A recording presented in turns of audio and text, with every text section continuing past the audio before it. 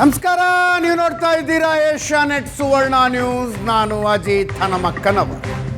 ಈಗ ಈ ವಾರದ news hour special. News hour ಸ್ಪೆಷಲ್ನಲ್ಲಿ news person of the week ಇರ್ತಾರೆ, ಅಥವಾ news subject of the week ಬಗ್ಗೆ ಮಾತನಾಡುವುದಕ್ಕೆ ಒಬ್ಬ ಅತಿಥಿ ನಮ್ಮ ಜೊತೆಗಿರ್ತಾರೆ. ಕರ್ನಾಟಕದಲ್ಲಿ ರಾಜ್ಯ ಸರ್ಕಾರ ಇದೇ ತಿಂಗಳು 22ನೇ ತಾರೀಖಿನಿಂದ ವಿಶೇಷ ಅಧಿವೇಶನ ಮಾಡುವ ನಿರ್ಧಾರಕ್ಕೆ ಬಂದಿದೆ. ವಿಶೇಷ ಅಧಿವೇಶನದ ಉದ್ದೇಶ ಏನು? ನರೇಗಾ ಯೋಜನೆಯಲ್ಲಿದ್ದ ಮಹಾತ್ಮ ಗಾಂಧೀಜಿ ಹೆಸರನ್ನು ತೆಗೆದು ವಿಕಸಿತ ಭಾರತ ಜಿ ರಾಮ್ಜಿ ಅನ್ನುವ ಹೆಸರಿಟ್ಟಿದ್ದನ್ನು ವಿರೋಧಿಸಿ ಈ ಬದಲಾವಣೆ ಮಾಡಿದ್ಯಾರು? ಕೇಂದ್ರ ಸರ್ಕಾರ. ಯಾಕೆ ಮಾಡಲಾಯಿತು? ಹಿಂದಿನ ಕಾರಣ ಏನು? ಕಾಂಗ್ರೆಸ್ನವರ ಪ್ರೊಟೆಸ್ಟು ಸರಿಗಿದೆಯಾ, ತಪ್ಪಿದೆಯಾ? ಈ ಎಲ್ಲ ವಿಷಯಗಳ ಬಗ್ಗೆ ಮಾತನಾಡಬೇಕಾಗಿತ್ತು. ನಮ್ಮ ಜೊತೆಗೆ ಉಡುಪಿ ಚಿಕ್ಕಮಗಳೂರಿನ ಸಂಸದರಾದ ಕೋಟಾ ಶ್ರೀನಿವಾಸ್ ಪೂಜಾರಿ ಅವರಿದ್ದಾರೆ. ಕಾರ್ಯಕ್ರಮಕ್ಕೆ ಸ್ವಾಗತ ಶ್ರೀನಿವಾಸ್ ಪೂಜಾರಿ ಅವರು. ಅವ್ರನ್ನ ಪ್ರಶ್ನಿಸೋದಕ್ಕೆ ಅನೇಕರು ಬಂದಿದ್ದೀರಿ. ನಿಮ್ಮೆಲ್ಲರೂ ಕೂಡ ಕಾರ್ಯಕ್ರಮಕ್ಕೆ ಸ್ವಾಗತ. ಶ್ರೀನಿವಾಸ್ ಪೂಜಾರಿ ಅವರು, ಮತ್ತೊಮ್ಮೆ ಕಾರ್ಯಕ್ರಮಕ್ಕೆ ಸ್ವಾಗತ. ತಮಗೆ ಧನ್ಯವಾದ ಸರ್. ಡೆಲ್ಲಿ ಪೂರ್ತಿ ಸೆಟ್ ಆಗಿದೆ ಅನ್ಸುತ್ತೆ ಈಗ? ಹಾಗೇನಿಲ್ಲ, ಡೆಲ್ಲಿ ರಾಜಕಾರಣ ಪೂರ್ತಿ ಸೆಟ್ ಆಗಿದೆ ಅಂತ ಅನ್ಸುತ್ತೆ. ಹೆಂಗೆ ಅನ್ನಿಸ್ತಾ ಇದೆ? ರಾಜ್ಯ ರಾಜಕಾರಣ ಇಂಟ್ರೆಸ್ಟಿಂಗ, ಅಲ್ಲಿಯ ರಾಜಕಾರಣ? ಇಲ್ಲ, ನನಗೆ ಆಯಾ ಜವಾಬ್ದಾರಿಗಳಿಗೆ ನಾನು ಹೊಂದಿಕೆ ಆಗುವಂಥ ಸ್ವಭಾವ ಇದೆ ನನಗೆ. ನಾನು ಮೊದಲು 92-93ರಲ್ಲಿ ಗ್ರಾಮ ಪಂಚಾಯತ್ ಸದಸ್ಯ ಆಗಿದ್ದೆ. ಆಗ ನನಗೆ ಗ್ರಾಮ ಪಂಚಾಯತ್ ದೊಡ್ಡದಾಗಿ ತೋರಿತ್ತು. ಆನಂತರ 95ರಲ್ಲಿ ತಾಲೂಕು ಪಂಚಾಯತ್ ಸದಸ್ಯನಾಗಲಿಕ್ಕೆ ನನಗೆ ಅವಕಾಶ ಆಯಿತು. ತಾಲೂಕು ಪಂಚಾಯತ್ ತುಂಬ ಚೆನ್ನಾಗಿದೆ ಅಂದ್ಕೊಂಡಿದ್ದೆ ನಾನು. ನಂತರ ಜಿಲ್ಲಾ ಪಂಚಾಯತ್ ಸದಸ್ಯನಾಗಿ ನಾನು ಅವಕಾಶ ಪಡೆದೆ. ಸೊ ಲಿಟ್ರಲಿ ಒಂದೊಂದೇ ಹೆಜ್ಜೆ ಮೇಲೆ ಬಂದಿದ್ದೀರಿ. ಹೌದು. ಆ ಜಿಲ್ಲಾ ಪಂಚಾಯತಲ್ಲಿ ನನಗೆ ಜಿಲ್ಲಾ ಪಂಚಾಯತೆ ಭಾಳ ದೊಡ್ಡದು ಅಂತ ಅನಿಸಿತ್ತು. ಅಲ್ಲಿ ಒಟ್ಟು ವಾತಾವರಣ, ನನ್ನ ಚಟುವಟಿಕೆಗಳ ನಂತರ ನಾನು MLC ಆದೆ. ಮೇಲ್ಮನೆಯ ಸದಸ್ಯನಾಗಿ ವಿಧಾನಸಭೆಯಲ್ಲಿ ಬಂದೆ. MLC ಆಗಿ 4 ಸಾರಿ MLC ಆದೆ. ಹಾಗಾಗಿ ನನಗೆ ಪಂಚಾಯತ್ ಸದಸ್ಯರಾದ್ದವ MLC ಆಗಿದ್ದದ್ದು ದೊಡ್ಡ ಸಾಧನೆ ಮತ್ತು ದೊಡ್ಡ ಅವಕಾಶ ಅಂತ ನಾನು ಖುಷಿಪಟ್ಟಿದ್ದೆ. ಯೋಗ ಮಂತ್ರಿ ಆದೆ, ವಿರೋಧ ಪಕ್ಷ ನಾಯಕನಾದೆ. ಈಗ ನಾನು ಪಾರ್ಲಿಮೆಂಟ್ ಸದಸ್ಯನಾದೆ. ಪಂಚಾಯತಿಂದ ನನ್ನ ಪಾರ್ಲಿಮೆಂಟಿನ ಒಟ್ಟು ಪಯಣದಲ್ಲಿ ನನಗೆ ಅಂದಿಗೆ ಅದೇ ಖುಷಿಯಾಗಿತ್ತು, ಇಂದಿಗೆ ಇದೇ ಖುಷಿಯಾಗಿತ್ತು. ಸೊ ಒಬ್ಬ ಇಂಡಿವಿಜುವಲ್ ಆಯ್ಕೆಯಾಗಬಹುದಾದಂಥ ಅತಿ ಎತ್ತರಕ್ಕೆ ತಾವು ಹೋಗಿದ್ದೀರಿ. ಇನ್ನು ಮುಂದಿರುವುದು ಕೇಂದ್ರ ಸಚಿವ, ಅದರ ಮುಂದಿನ ಜವಾಬ್ದಾರಿಗಳು? ಹಾಗೇನಿಲ್ಲ. ಈಗ ಕಳೆದ ಸಾರಿ ನಾನು ವಿರೋಧ ಪಕ್ಷ ನಾಯಕನಾಗಿ ಕ್ಯಾಬಿನೆಟ್ ದರ್ಜೆ ಜವಾಬ್ದಾರಿಯಲ್ಲಿದ್ದೆ. ನಾನು ಇಡೀ ರಾಜ್ಯದಲ್ಲಿ ಓಡಾಟ ಮಾಡ್ತಾಯಿದ್ದೆ. ನನಗದು ತುಂಬ ಖುಷಿ ಕೊಟ್ಟಿತ್ತು. ಎಲ್ಲೆಲ್ಲಿ ಫ್ಲಡ್ ಆಗುತ್ತೆ, ಎಲ್ಲೆಲ್ಲಿ ಅನಾಹುತಗಳಾಗುತ್ತೆ, ಎಲ್ಲೆಲ್ಲಿ ಸಮಸ್ಯೆಗಳಾಗುತ್ತೆ, ಎಲ್ಲಿ ಸರ್ಕಾರ ಎಡವುತ್ತೆ, ಎಲ್ಲಿ ಸರ್ಕಾರ ತಪ್ಪಾದ ನಿರ್ಧಾರ ಕೈಗೊಳ್ಳುತ್ತೆ, ಎಲ್ಲೋ ಬಡವರಿಗೆ ಅನ್ಯಾಯ ಆಗಿದೆಯಾ, ಹಕ್ಕುಪತ್ರಕ್ಕೆ ಸಮಸ್ಯೆ ಆಗಿದೆಯಾ, ಇಂಥದ್ದೆಲ್ಲ ನೋಡಿಕೊಂಡು ನಾನು ಇಡೀ ರಾಜ್ಯವನ್ನು ಸುತ್ತಾಡ್ತಾ ಇದ್ದೆ. ನಾನು ಕೊಟ್ಟಿರೋ ಉದ್ದೇಶ ಅದೇ ಆಗಿತ್ತು. ಈ ಸಾಂದರ್ಭಿಕವಾಗಿ ಬಂದಿರುವ ಲೋಕಸಭಾ ಚುನಾವಣೆಯಲ್ಲಿ 4-5 ಜಿಲ್ಲೆಗಳನ್ನು ಗಮನದಲ್ಲಿಟ್ಟುಕೊಂಡು ಒಬ್ಬ ಹಿಂದುಳಿದ ವರ್ಗವನ್ನು ನಿಲ್ಲಬೇಕು ಅಂತೇಳಿ ಪಾರ್ಟಿ ನಿರ್ಧಾರ ಮಾಡಿತ್ತು. ಆ ಹಿನ್ನೆಲೆಯಲ್ಲಿ ನನಗೆ ಅವಕಾಶ ಆಗಿತ್ತು. ಪಾರ್ಟಿ ಕೊಟ್ಟ ಅವಕಾಶವನ್ನು ಉಪಯೋಗಿಸ್ಕೊಂಡು ನಾನು ಪಾರ್ಲಿಮೆಂಟ್ ಸದಸ್ಯರಿಗೆ ಸ್ಪರ್ಧೆ ಮಾಡಿದ್ದೆ. ಯೋಗ ಜನರು ನರೇಂದ್ರ ಮೋದಿಯನ್ನು ಪ್ರಧಾನಿ ಮಾಡಬೇಕನ್ನೋದು ಮತ್ತು ನಮ್ಮ ಪಾರ್ಟಿ ಒಟ್ಟು ಸಂಘಟನೆಯಿಂದ ಭಾಳ ದೊಡ್ಡ ಅಂತರದಲ್ಲಿ ನನ್ನ ಗೆಲುವಾಗಿತ್ತು. ತುಂಬ ರಾಜಕಾರಣಿಗಳನ್ನು ನಾನು ಕೇಳಿದ್ದೀನಿ, ಅಂದರೆ ಸಂಸದರಾದವರು, ಶಾಸಕರಾದವ್ರನ್ನ ಜನಸೇವೆ ಮಾಡುವುದಕ್ಕೆ ಹೆಚ್ಚಿನ ಅವಕಾಶ 2ರ ಪೈಕಿ ಯಾವುದಾಗಿದ್ದಾಗ ಸಿಗುತ್ತೆ ಅಂತ. ಶಾಸಕನಾಗಿದ್ದಾಗ ಜನಸೇವೆ ಮಾಡಿದ ತೃಪ್ತಿ ಜಾಸ್ತಿ ಸಿಗುತ್ತಾ, ಸಂಸದನಾಗಿದ್ದಾಗ ಜಾಸ್ತಿ ಸಿಗುತ್ತಾ ಅಂತ? ಇಲ್ಲ, ಸಂಸದನಾದಾಗ ಸುಮಾರು 8 ವಿಧಾನಸಭಾ ಕ್ಷೇತ್ರ ಬರುತ್ತೆ ಅವನಿಗೆ, ಸಂಸದನಿಗೆ. ಈ ಶಾಸಕರಷ್ಟು ತಳಮಟ್ಟದಲ್ಲಿ ಕೆಲಸ ಮಾಡೋದು ಕಷ್ಟ. ಪ್ರತಿಯೊಬ್ಬರ ಮದುವೆಗೆ ಹೋಗೋದು, ಪ್ರತಿಯೊಬ್ಬರ ಯಾವುದೋ ಸಂಸ್ಕಾರದಿಂದ ಮದುವೆ ತನಕ ಅನೇಕ MP ಕಷ್ಟ. ಆದರೆ MP ಮಾಡಬಹುದಾದ ಮತ್ತು ಬೇರೆ ಯಾರೂ ಮಾಡ್ಲಿಕ್ಕೆ ಸಾಧ್ಯ ಇಲ್ಲದಿರುವಂಥ ಕೆಲವು ಕೆಲಸಗಳಿದೆ.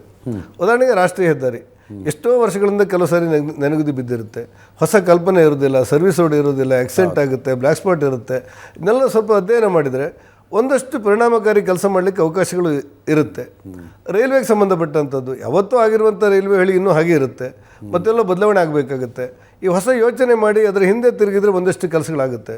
ವಿಮಾನ ನಿಲ್ದಾಣದಲ್ಲಿ ಒಂದಿಷ್ಟು ಹೊಸ ವಿಮಾನ ನಿಲ್ದಾಣಗಳು ಮಾಡ್ಬೋದಾ ಅಂತ ಯೋಚನೆ ಮಾಡಲಿಕ್ಕೆ ಅವಕಾಶಗಳಾಗಿರುತ್ತೆ. ಕೇಂದ್ರ ಸರ್ಕಾರದ ಅನೇಕ ಯೋಜನೆಗಳಿವೆ. ನಾವು ಭಾಷಣ ಮಾಡ್ತಾ ಆಯುಷ್ಮಾನ್ ಭಾರತ್ 5 ಲಕ್ಷ ಫ್ರೀ ಕೊಡ್ತೇವೆ ಜನರಿಗೆ ಆರೋಗ್ಯಕ್ಕಂತ ನಾವು ಹೇಳಿರ್ತೇವೆ. ಅದು ಅನುಷ್ಠಾನ ಎಲ್ಲಾಗುತ್ತೆ ಅಂತ ನಮಗೆ ಗೊತ್ತಿರೋದಿಲ್ಲ. ಯಾಕಂದರೆ ಅದನ್ನ ಕಣ್ಗಾವಲು ಮಾಡೋದಿಲ್ಲ ನಾವು. ಒಬ್ಬ ರಾಜಕಾರಣಿಯಾಗಿ ಈ ಚುನಾವಣೆ ಪ್ರಚಾರ ಸಂದರ್ಭದಲ್ಲಿ ನಮ್ಮ ಕಾರ್ಯಕರ್ತರ ಸಭೆಯಲ್ಲಿ ನಾವು ಮಾತಾಡ್ತಾ ಇರುವಾಗ ನಮ್ಮ ಕೊನೆ ಕಾರ್ಯಕರ್ತ ಬಂದು ಹೇಳ್ತಾನೆ, ಹೌದು ನೀವು ಹೇಳ್ತೀರಿ 5 ಲಕ್ಷ ಕೊಡ್ತೀನಿ ಅಂತೇಳಿ, ಅಲ್ಲಿ ಹೋದಾಗ ಬೆಡ್ ಇಲ್ಲ ಅಂತಾರೆ ಆಸ್ಪತ್ರೆಯಲ್ಲಿ, ನಾವೇನು ಮಾಡಬೇಕು ಅಂತ ಕೇಳ್ತಾನೆ. ಅದನ್ನೊಬ್ಬ ರಾಜಕಾರಣಿಯಾಗಿ ಮಾಡ್ಲಿಕ್ಕೆ ಸಾಧ್ಯ ಇಲ್ಲ. ಪಾರ್ಲಿಮೆಂಟ್ ಶಾಸನಾಗಿ ನಾನು ಅವರೆಲ್ಲ ಮಧ್ಯೆ ಹೊಂದಾಣಿಕೆ ಮಾಡ್ಬೋದು, ಎಲ್ಲಾಗಿದೆ ಕೇಂದ್ರದಲ್ಲಿ ತಪ್ಪಾಗಿದೆ ರಾಜ್ಯದಲ್ಲಿ ತಪ್ಪಾಗಿದೆ ಅಂತ ಯೋಚನೆ ಮಾಡ್ಬೋದು. ಯಾರೋ ಬಡವರು ವಿಶ್ವಕರ್ಮ ಯೋಜನೆಗೆ ಅರ್ಜಿ ಹಾಕಿರ್ತಾರೆ, ಸರ್ ನಾನು ಅರ್ಜಿ ಹಾಕಿದ್ದೇನೆ, ಟ್ರೈನಿಂಗ್ ಆಗಿದೆ ನನಗೆ, ನಂಗೆ ಬ್ಯಾಂಕಿನವ್ರು ಸಾಲ ಕೊಡ್ತಾ ಇಲ್ಲ ಅಂತಾರೆ. MP ಒಂದು ಫೋನ್ ಅವನಿಗೆ ಸಾಲಕ್ಕೆ ಕೊಡಲಿಕ್ಕೆ ಬೇಕಾದ ಅವಕಾಶಗಳನ್ನು ಮಾಡಿಕೊಡುತ್ತೆ. ಹೀಗೆ ಕೇಂದ್ರ ಸರ್ಕಾರದ ಹಲವಾರು ಯೋಜನೆಗಳನ್ನು ಅನುಷ್ಠಾನ ಮಾಡುವ, ಉದಾಹರಣೆಗೆ ನಮ್ಮ ರಾಷ್ಟ್ರೀಕೃತ ಬ್ಯಾಂಕಲ್ಲಿ ಕನ್ನಡ ಬರುವಂಥ ಮ್ಯಾನೇಜರೇ ಇಲ್ಲ. ಹೆಚ್ಚು ಕಡಿಮೆ 70% ಕನ್ನಡ ಬರೋದಿಲ್ಲ. ಆ ಕಾರಣಕ್ಕೆ ಅವನಿಗೆ ಕನ್ನಡ ಬರೋದಿಲ್ಲ, ಇವನಿಗೆ ಹಿಂದಿ ಬರೋದಿಲ್ಲ, ಅಥವಾ ಮಲಯಾಳಿ ಮಾತಾಡ್ತಾನೆ, ಇವನಿಗೆ ಕನ್ನಡ ಬಿಟ್ಟರೆ ಬೇರೆ ಏನೂ ಬರೋದಿಲ್ಲ. ನಾವೇನಾದರೂ ನಮ್ಮ PA ಮೂಲಕ ಸಮನ್ವಯ ಸಾಧನೆ ಮಾಡಿ ಆ ಬಡವನಿಗೆ ರಾಷ್ಟ್ರೀಕೃತ ಬ್ಯಾಂಕನ್ನು ತೆರೆದುಕೊಡ್ಲಿಕ್ಕೆ ಅವಕಾಶ ಆಗುತ್ತೆ ಅಂತ ನನಗೆ ಈಗ ಅನಿಸಿದೆ. ಆ ಕಾರಣಕ್ಕೆ ಅಂದು ಗ್ರಾಮ ಪಂಚಾಯತಲ್ಲಿ ಕೆಲಸ ಮಾಡುವಾಗ, ತಾಲೂಕು ಪಂಚಾಯತ್ ಕೆಲಸ ಮಾಡುವಾಗ, ಜಿಲ್ಲಾ ಪಂಚಾಯತಲ್ಲಿ ಕೆಲಸ ಮಾಡುವ, ಶಾಸಕನಾಗಿ 3 ಸಾರಿ ಮಂತ್ರಿಯಾಗಿ ಮೇಲ್ಮನೆಯಲ್ಲಿ ಕೆಲಸ ಮಾಡುವಾಗ ನನಗೆ ದೊಡ್ಡ ಪರಮಷ್ಟ ಅದರಲ್ಲಿ ಏನು ಅನುಮಾನಗಳಿಲ್ಲ. ಆದರೆ ಇದರದ್ದೇ ಆದಂಥ ಜವಾಬ್ದಾರಿ ದೊಡ್ಡ ಸಂವಿಧಾನದ ವ್ಯವಸ್ಥೆ ಹೇಳಿ ಪಾರ್ಲಿಮೆಂಟ್ ಶಾಸನ ಕೂಡ ತುಂಬ ಹೊಣೆಗಾರಿಕೆ ಇದೆ. ಸಾಮಾನ್ಯ ಜನರು ತಲುಪಿಸಲಿಕ್ಕೆ ಅವಕಾಶಗಳು ಇದೆ. ಎಸ್, ಮಹಾರಾಷ್ಟ್ರ ಸ್ಥಳೀಯ ಸಂಸ್ಥೆಗಳ ರಿಸಲ್ಟ್ ಬಂತು, ಭಾಳ ಒಳ್ಳೆ ಗೆಲುವನ್ನು ಪಡೆದಿದೆ ತಮ್ಮ ಪಕ್ಷ. ಅಭಿನಂದನೆಗಳು ತಮಗೆ. Thank you. ಅಲ್ಲೇ ಕಾರ್ಯಕರ್ತರು ಮತ್ತು ನಮ್ಮ ಇಡೀ ತಂಡ ಒಟ್ಟಾಗಿ ಒಂದಾಗಿ ಕೆಲಸ ಮಾಡಿದ ಹಿನ್ನೆಲೆಯಲ್ಲಿ ಮಹಾರಾಷ್ಟ್ರ ಗೆದ್ದೇ ಗೆಲ್ಲುತ್ತೆ ಅಂತೇಳಿ ಅನೇಕ ಸಮೀಕ್ಷೆಗಳು ಹೇಳಿದ್ದಾವೆ. ಆದರೆ ಸಮೀಕ್ಷೆಗಳು ಹೇಳುವುದ್ರ ಜೊತೆಗೆ ಫಲಿತಾಂಶ ಬರುವವರೆಗೂ ಕೂಡ ನಮಗೆ ಕುತೂಹಲ ಇರುತ್ತೆ, ಅನುಮಾನ ಇರೋದಿಲ್ಲ, ಕುತೂಹಲ ಇರುತ್ತೆ. ಹಾಗಾಗಿ ಭಾಳ ದೊಡ್ಡ ಗೆಲುವು ನಮಗೆಲ್ಲರಿಗೆ, ಇಡೀ ರಾಜ್ಯಕ್ಕೆ ಮತ್ತು ರಾಷ್ಟ್ರಕ್ಕೆ ಮತ್ತು BJP ಅನ್ನುವ ಪ್ರತಿಯೊಬ್ಬನಿಗೂ ಇದರಿಂದ ಖುಷಿಯಾಗಿದೆ. ಎಸ್, BJPಯಿಂದಾಗಿ ಬೇರೆ ಬೇರೆ ರಾಜ್ಯಗಳಿಂದ ತಮಗೆ ಸಿಹಿ ಸಮಾಚಾರಗಳು ಬರ್ತಾ ಇರ್ತವೆ. ಕರ್ನಾಟಕದಿಂದ ಯಾವಾಗ ಬರೋದು ಅಂತ? ಕರ್ನಾಟಕದಲ್ಲಿ ಪ್ರಜಾಪ್ರಭುತ್ವ ವ್ಯವಸ್ಥೆಯಲ್ಲಿ ನಮಗೆ ಇವತ್ತು ನಾವು ವಿರೋಧ ಪಕ್ಷ ಸ್ಥಾನದಲ್ಲಿ ಇದ್ದೇವೆ. ನಾವು ಒಂದು ಚುನಾವಣೆಯ ಸೋಲುಂಡಂಥ ರಾಜಕೀಯ ಪಕ್ಷಕ್ಕೆ ಮುಂದಿನ ಹೆದ್ದಾರಿಯನ್ನು ಸರಿ ಮಾಡುವ ಜವಾಬ್ದಾರಿ ನಮಗೆ. ಒಂದು ರಾಜಕೀಯ ಪಕ್ಷವಾಗಿ ನಾವು ಸೋಲಿರ್ತೇವೆ. ಈ ಸೋಲು ಪ್ರಜಾಪ್ರಭುತ್ವದಲ್ಲಿ ಈ ತಿರಸ್ಕೃತ ಅಂತಲ್ಲ, ಜವಾಬ್ದಾರಿಯಿಂದ ನಮ್ಮ ಮುಕ್ತ. ಇವತ್ತು ನಾವು ವಿರೋಧ ಪಕ್ಷ ಸ್ಥಾನದಲ್ಲಿದ್ದೇವೆ. ಬಹುಶಃ ನನ್ನ ಅನುಭವದ ಪ್ರಕಾರ ಇಷ್ಟೊಂದು ಕೆಟ್ಟಾಡಳಿತ ಕೊಡುವಂಥ ಮತ್ತೊಂದು ಸರ್ಕಾರ ನಾನು ಅನ್ಕೊಂಡಿಲ್ಲ. ಸರಿ ಮಾಡೋದು ಹೇಳ್ತಾ ಇದ್ದೀರಿ ನೀವು. ಕೆಲವರು ಗುಂಡಿ ತೊಡ್ತಾ ಇದ್ದಾರೆ ಹೆದ್ದಾರಿಯಲ್ಲಿ ನಿಮ್ಮ ಪಕ್ಷದವರೇ, ಕೆಲವರು ಗುಂಡಿ ತೊಡ್ತಾ ಇದ್ದಾರೆ ನಿಮ್ಮ ಪಕ್ಷದಲ್ಲಿ. ಅಲ್ಲ, ಅಂದರೆ ಈ ರಾಜಕಾರಣ ಅಂದರೆ ಸನ್ಯಾಸಿಗಳ ಸಂಘ ಅಲ್ಲ.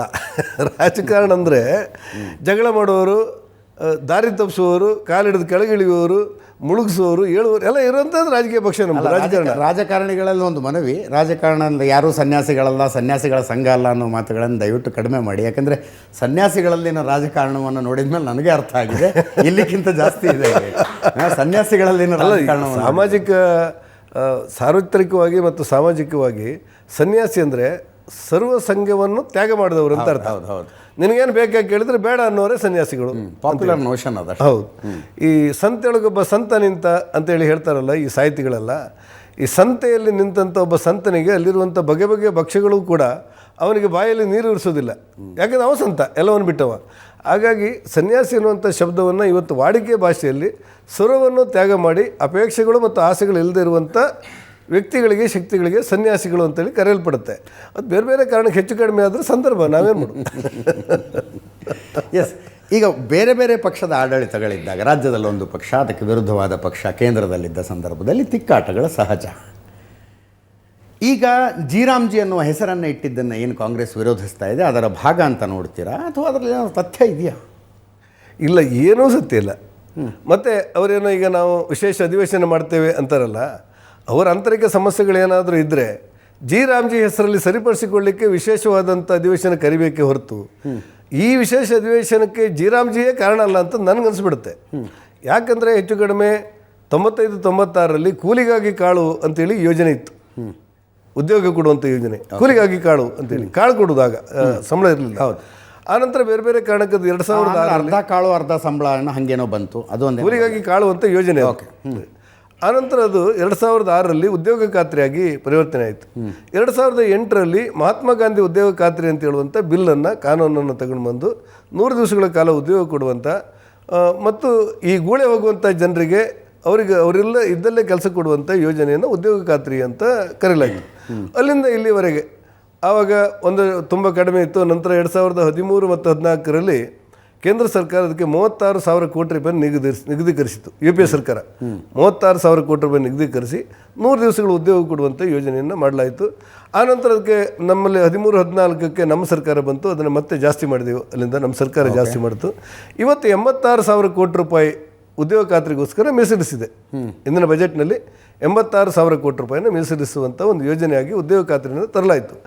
ಆದರೆ ಆ ಉದ್ಯೋಗ ಖಾತ್ರಿಯಲ್ಲಿರುವಂಥ ಲೋಪದೋಷಗಳು, ಉದಾಹರಣೆಗೆ ಪ್ರತಿ ಸರ್ಕಾರದ ಬಡವರ ಕಲ್ಯಾಣ ಯೋಜನೆಯಲ್ಲಿ ಸಾಂದರ್ಭಿಕವಾಗಿ ನಿಯಮಗಳನ್ನು ಕೂಡ ಬದಲಾಯಿಸಬೇಕಾಗ್ತದೆ, ಹೆಸರನ್ನು ಕೂಡ ಬದಲಾಯಿಸುವ ಉದಾಹರಣೆಗಳುಂಟು. ಇದಕ್ಕೆ ಅವ್ರು ಏನು ಬೇಕಾದರೆ ಹೇಳಿರಲಿ. ಈಗ ಆ ಉದ್ಯೋಗ ಖಾತ್ರಿ ಯೋಜನೆಯ ಒಟ್ಟು ಉಪಯೋಗವನ್ನು ನೋಡಿದಾಗ ರಾಜ್ಯ ಸರ್ಕಾರ, ಅದರಲ್ಲೂ ಪಶ್ಚಿಮ ಬಂಗಾಳ ಸರ್ಕಾರ 2022ರಿಂದ 25ರವರೆಗೆ 22,000 ಕೋಟಿ ರೂಪಾಯಿನ ದುರುಪಯೋಗ ಮಾಡಿದೆ ಅಂತ ಹೇಳಿ ಈ ಅಂಕಿಅಂಶಗಳು ಹೇಳ್ತವೆ, ತನಿಖಾ ವರದಿಗಳು. 22,000 ಕೋಟಿ ರೂಪಾಯಿ ದುರುಪಯೋಗ ಮಾಡಿದೆ. ಅದೇ ರೀತಿ ಬೇರೆ ಬೇರೆ ರಾಜ್ಯದಲ್ಲಿ ಲೋಪದೋಷಗಳಾದಂಥ ಬಗ್ಗೆ ಮಾಹಿತಿಗಳಿದೆ. ನಮ್ಮ ಕರ್ನಾಟಕದಲ್ಲೂ ಕೂಡ ಈ ಪಿ ಡಿ ಒಗಳ ಮೇಲೆ ಲೋಕಾಯುಕ್ತರು ದೂರು ಕೊಡ್ತಾರೆ. ಈ ನಮ್ಮ ಗ್ರಾಮ ಪಂಚಾಯತ್ಗಳಲ್ಲಿ ಕೆಲಸ ಮಾಡುವಂಥ ಪಿ ಡಿ ಒಗಳ ಮೇಲೆ ಲೋಕಾಯುಕ್ತರಿಗೆ ದೂರ ಹೋಗುತ್ತೆ. ಲೋಕಾಯುಕ್ತರು ವರದಿ ತರಿಸ್ತಾರೆ, ಈ ಪಿ ಡಿ ಒ ಕೆಲವೊಂದು ಆತ್ಮಹತ್ಯೆ ಮಾಡ್ಕೊಂಡು ಅದು ಮಾಡ್ಕೊಂಡು ಇದು ಮಾಡೋದು ಎಲ್ಲ ಕೇಳಿದ್ರೆ ದುರುಪಯೋಗ ಆಗಿದೆ ಅಂತೇಳಿ ಬರ್ತಾ ಇರುತ್ತೆ. ಕನ್ನಡದಲ್ಲೂ ಇರುತ್ತೆ, ಎಲ್ಲೋ ಇಲ್ಲೊಂದಿಲ್ಲಿ ಇರುತ್ತೆ, ಎಲ್ಲ ಆಗಿದೆ ಅಂತ. ಭಾಳ ದೊಡ್ಡ ಪ್ರಮಾಣದಲ್ಲಿ 22,000 ಕೋಟಿ ರೂಪಾಯಿನ ದುರುಪಯೋಗ ಮಾಡಿದಾಗ ಕೇಂದ್ರ ಸರ್ಕಾರ ಕಣ್ ತೆರೆದು ನೋಡಬೇಕಾಗುತ್ತೆ. ಯಾಕಂದ್ರೆ ಕೇಂದ್ರ ಸರ್ಕಾರ ನೋಡಿದ್ದರ ಬಗ್ಗೆ ಆಗಲಿ, ಪಾರದರ್ಶಕತೆ ತರುವ ಪ್ರಯತ್ನದ ಬಗ್ಗೆ ಆಗಲಿ, ಹಣದ ಸೋರಿಕೆಯನ್ನು ನಿಲ್ಲಿಸುವುದರ ಬಗ್ಗೆ ಆಗಲಿ ಯಾರೂ ಏನು ಅಬ್ಜೆಕ್ಟ್ ಮಾಡೋದಿಲ್ಲ ಸರ್. ಸರಿ, ನಾನು ಹೇಳಿದೆ ಈ 86,000 ಕೋಟಿ ರೂಪಾಯಿನ ಕೇಂದ್ರ ಸರ್ಕಾರ ಗಮನಿಸುವಾಗ ಈ ಕಾಯ್ದೆಗೆ ಒಂದಿಷ್ಟು ಶಕ್ತಿಯನ್ನು ಕೊಡಬೇಕು ಮತ್ತು ಪಾರದರ್ಶಕತೆಯನ್ನು ತರಬೇಕು, ಮತ್ತಷ್ಟು ಬಡವರ ಪರವಾಗಿರಬೇಕು. ಯಾಕೆಂದರೆ ಅವತ್ತು ಆ ಉದ್ಯೋಗ ಖಾತ್ರಿಯನ್ನು ಪ್ರಾರಂಭ ಮಾಡಿದಂಥ 2006-7-8ರಲ್ಲಿ ಆಗಿರುವಂಥ ಬಡತನ ರೇಖೆಗಿಂತ ಕೆಳಗಿರುವಂಥ ಜನ ಸ್ವಲ್ಪ ಮಟ್ಟಿಗೆ ಕೆಲವರ ಮೇಲೂ ಬಂದಿರಬಹುದು. ಆ ಕಾರಣಕ್ಕೆ ಅಗತ್ಯ ಇರುವವರಿಗೆ ಉದ್ಯೋಗವನ್ನು ಕೊಡಬೇಕು ಅನ್ನುವಂಥ ಕಲ್ಪನೆಯನ್ನು ಇಟ್ಟುಕೊಂಡು ಜಿ ರಾಮ್ಜಿ ಕಾಯ್ದೆ ಅನ್ನುವಂಥ ಹೆಸರಿನಲ್ಲಿ ಹೊಸ ಕಾಯ್ದೆಯನ್ನು ತಂದಿರ್ತಾರೆ. ಅದಕ್ಕೆ ಈಗ ಕಾಂಗ್ರೆಸ್ಸರು ಹೇಳೋದು, ನೀವು ಮಹಾತ್ಮ ಗಾಂಧಿ ಹೆಸರನ್ನು ಬದಲಿಸಿದ್ದೀರಿ ಅಂತೇಳಿ. ಮಹಾತ್ಮ ಗಾಂಧಿ ಹೆಸರಿಗೆ ಸುಮಾರು 100ರಿಂದ 150 ಯೋಜನೆಗಳಿವೆ, ಸ್ಮಾರಕಗಳಿವೆ, ವಿಶ್ವವಿದ್ಯಾನಿಲಯಗಳಿವೆ, ಶಿಕ್ಷಣ ಸಂಸ್ಥೆಗಳಿದೆ. ಇವ್ಯಾವುದನ್ನು ಕೂಡ ಮುಟ್ಟಿಲ್ಲ. ಇದರಲ್ಲೇ ಆಗಿರುವಂಥದ್ದು ಒಂದು ಹೊಸ ಕಾಯ್ದೆ ತಂದಾಗ ಬದಲಾವಣೆ ಏನು ಕೇಳಿದರೆ 100 ದಿವಸ ಕೊಡ್ತಾ ಇರುವಂಥ ಉದ್ಯೋಗವನ್ನು 125 ದಿವಸ ಕೊಡುತ್ತೆ. ಈಗ 125 ದಿವಸ. ಇದೀಗ ಬಡವರ ದೃಷ್ಟಿಯಲ್ಲಿ ನೋಡಿ, ನೀವು ಬಡವರ ದೃಷ್ಟಿಯಲ್ಲಿ ನೋಡಿ 100 ದಿವಸ ಒಳ್ಳೇದ, 125 ದಿವಸ ಕೇಳಿ ಅಂತ ಅವ್ರ ಹತ್ರ ಕೇಳಿ. 125 ದಿವಸ ಒಳ್ಳೇದು ಅಂತೇಳಿ ಸಾಮಾನ್ಯ ಜ್ಞಾನ ನಮಗೆ. ಮೊದಲು 90% ಕೇಂದ್ರ ಸರ್ಕಾರ ಕೊಡ್ತೀವಿ, 60% ಕೊಡ್ತೀವಿ ಅಂತ ಕೇಳಿ. 40% ರಾಜ್ಯ ಸರ್ಕಾರ. ಸರಿ ಇದೆ, ನೀವು ಹೇಳೋದು ಸರಿ ಇದೆ, ಉತ್ತರ ಕೊಡ್ತೇನೆ ಅದಕ್ಕೆ. ಮುಂದುವರೆದು 15 ದಿವಸದೊಳಗೆ ಅವನಿಗೆ ಸಂಬಳ ಕೊಡಬೇಕಂತ ಕಾಯ್ದೆ ಹೇಳ್ತಾ ಇತ್ತು. ಈಗ ಅದನ್ನು 7 ದಿವಸದೊಳಗೆ ಕೊಡಬೇಕು ಅಂತ ಹೇಳ್ತಾರೆ. ಮತ್ತು ಲೆಕ್ಕ ಪರಿಶೋಧನೆಗೆ ವಿಶೇಷವಾದಂಥ ತಂಡ ಮಾಡಿದ್ದಾರೆ, ಎಲ್ಲೆಲ್ಲಿ ಅನ್ಯಾಯ ಆಗುತ್ತೆ ಅದನ್ನು. ಯಾರು ಅದನ್ನು ಅನುಷ್ಠಾನ ಅಧಿಕಾರಿ ಒಬ್ಬ ಪಿ ಡಿ ಒ ಇದ್ದರೆ ಅವನು ಆ ಕಾಮಗಾರಿ ನಡೀತಿರುವ ಸಂದರ್ಭದಲ್ಲಿ ಅವನ ಉಪಸ್ಥಿತಿಯನ್ನು ಕಡ್ಡಾಯಗೊಳಿಸುತ್ತೆ. ಬಯೋಮೆಟ್ರಿಕನ್ನು ಮಾಡಲಾಗುತ್ತೆ. ಇದೆಲ್ಲವನ್ನು ಮಾಡಿ ಇದನ್ನು ಒಂದಷ್ಟು ಪಾರದರ್ಶಕತೆ ತೆಗೆದುಕೊಂಡು ಬಂದು ಉದ್ಯೋಗ ಯಾರಿಗೆ ಬೇಕೋ ಅವ್ರಿಗೆ ಕೊಡಬೇಕಾದಂಥ ಯೋಚನೆ ಇದೆ. ಇವತ್ತು 60 ದಿವಸಗಳ ಕಾಲ ರಜೆ, 60 ದಿವಸಗಳ ಕಾಲ ರಜೆ ಅಲ್ಲ, ರಾಜ್ಯ ಸರ್ಕಾರ ಇಚ್ಛಿಸಿದಲ್ಲಿ, ಆಯಾ ರಾಜ್ಯ ಸರ್ಕಾರ ಇಚ್ಛಿಸಿದಲ್ಲಿ ಕೃಷಿ ಸಂದರ್ಭದಲ್ಲಿ ಈ ಮಳೆಗಾಲದಲ್ಲೋ ಇನ್ನೊಂದು ನಾಟಿ ಮಾಡುವಾಗಲೋ ಕಟಾವು ಮಾಡುವಾಗಲೋ ಈ ರಜೆಯನ್ನು ಘೋಷಿಸಬಹುದು ಅಂತ ಅಧಿಕಾರ ಅವರಿಗೆ ಕೊಟ್ಟಿದ್ದಾರೆ. ಗ್ರಾಮ ಸಭೆ, ಗ್ರಾಮ ಪಂಚಾಯತು, ವಾರ್ಡ್ ಸಭೆಯಲ್ಲಿರುವಂಥ ಎಲ್ಲ ಅಧಿಕಾರಿಗಳು ಕೂಡ ಹಾಗೆ ಇದೆ. ಒಂದೇ ಒಂದು ಚರ್ಚಿಸಬೇಕಾದಂಥ ವಿಚಾರ ಏನಂದರೆ, ಮೊದಲು 10% ಕೇಂದ್ರ ಸರ್ಕಾರ ರಾಜ್ಯ ಸರ್ಕಾರ ಕೊಡ್ತಾ ಇತ್ತು, ಈಗ ನೀವು ಅದನ್ನು 40% ಮಾಡಿದ್ದೀರಿ ಅನ್ನೋದು ವಾದ.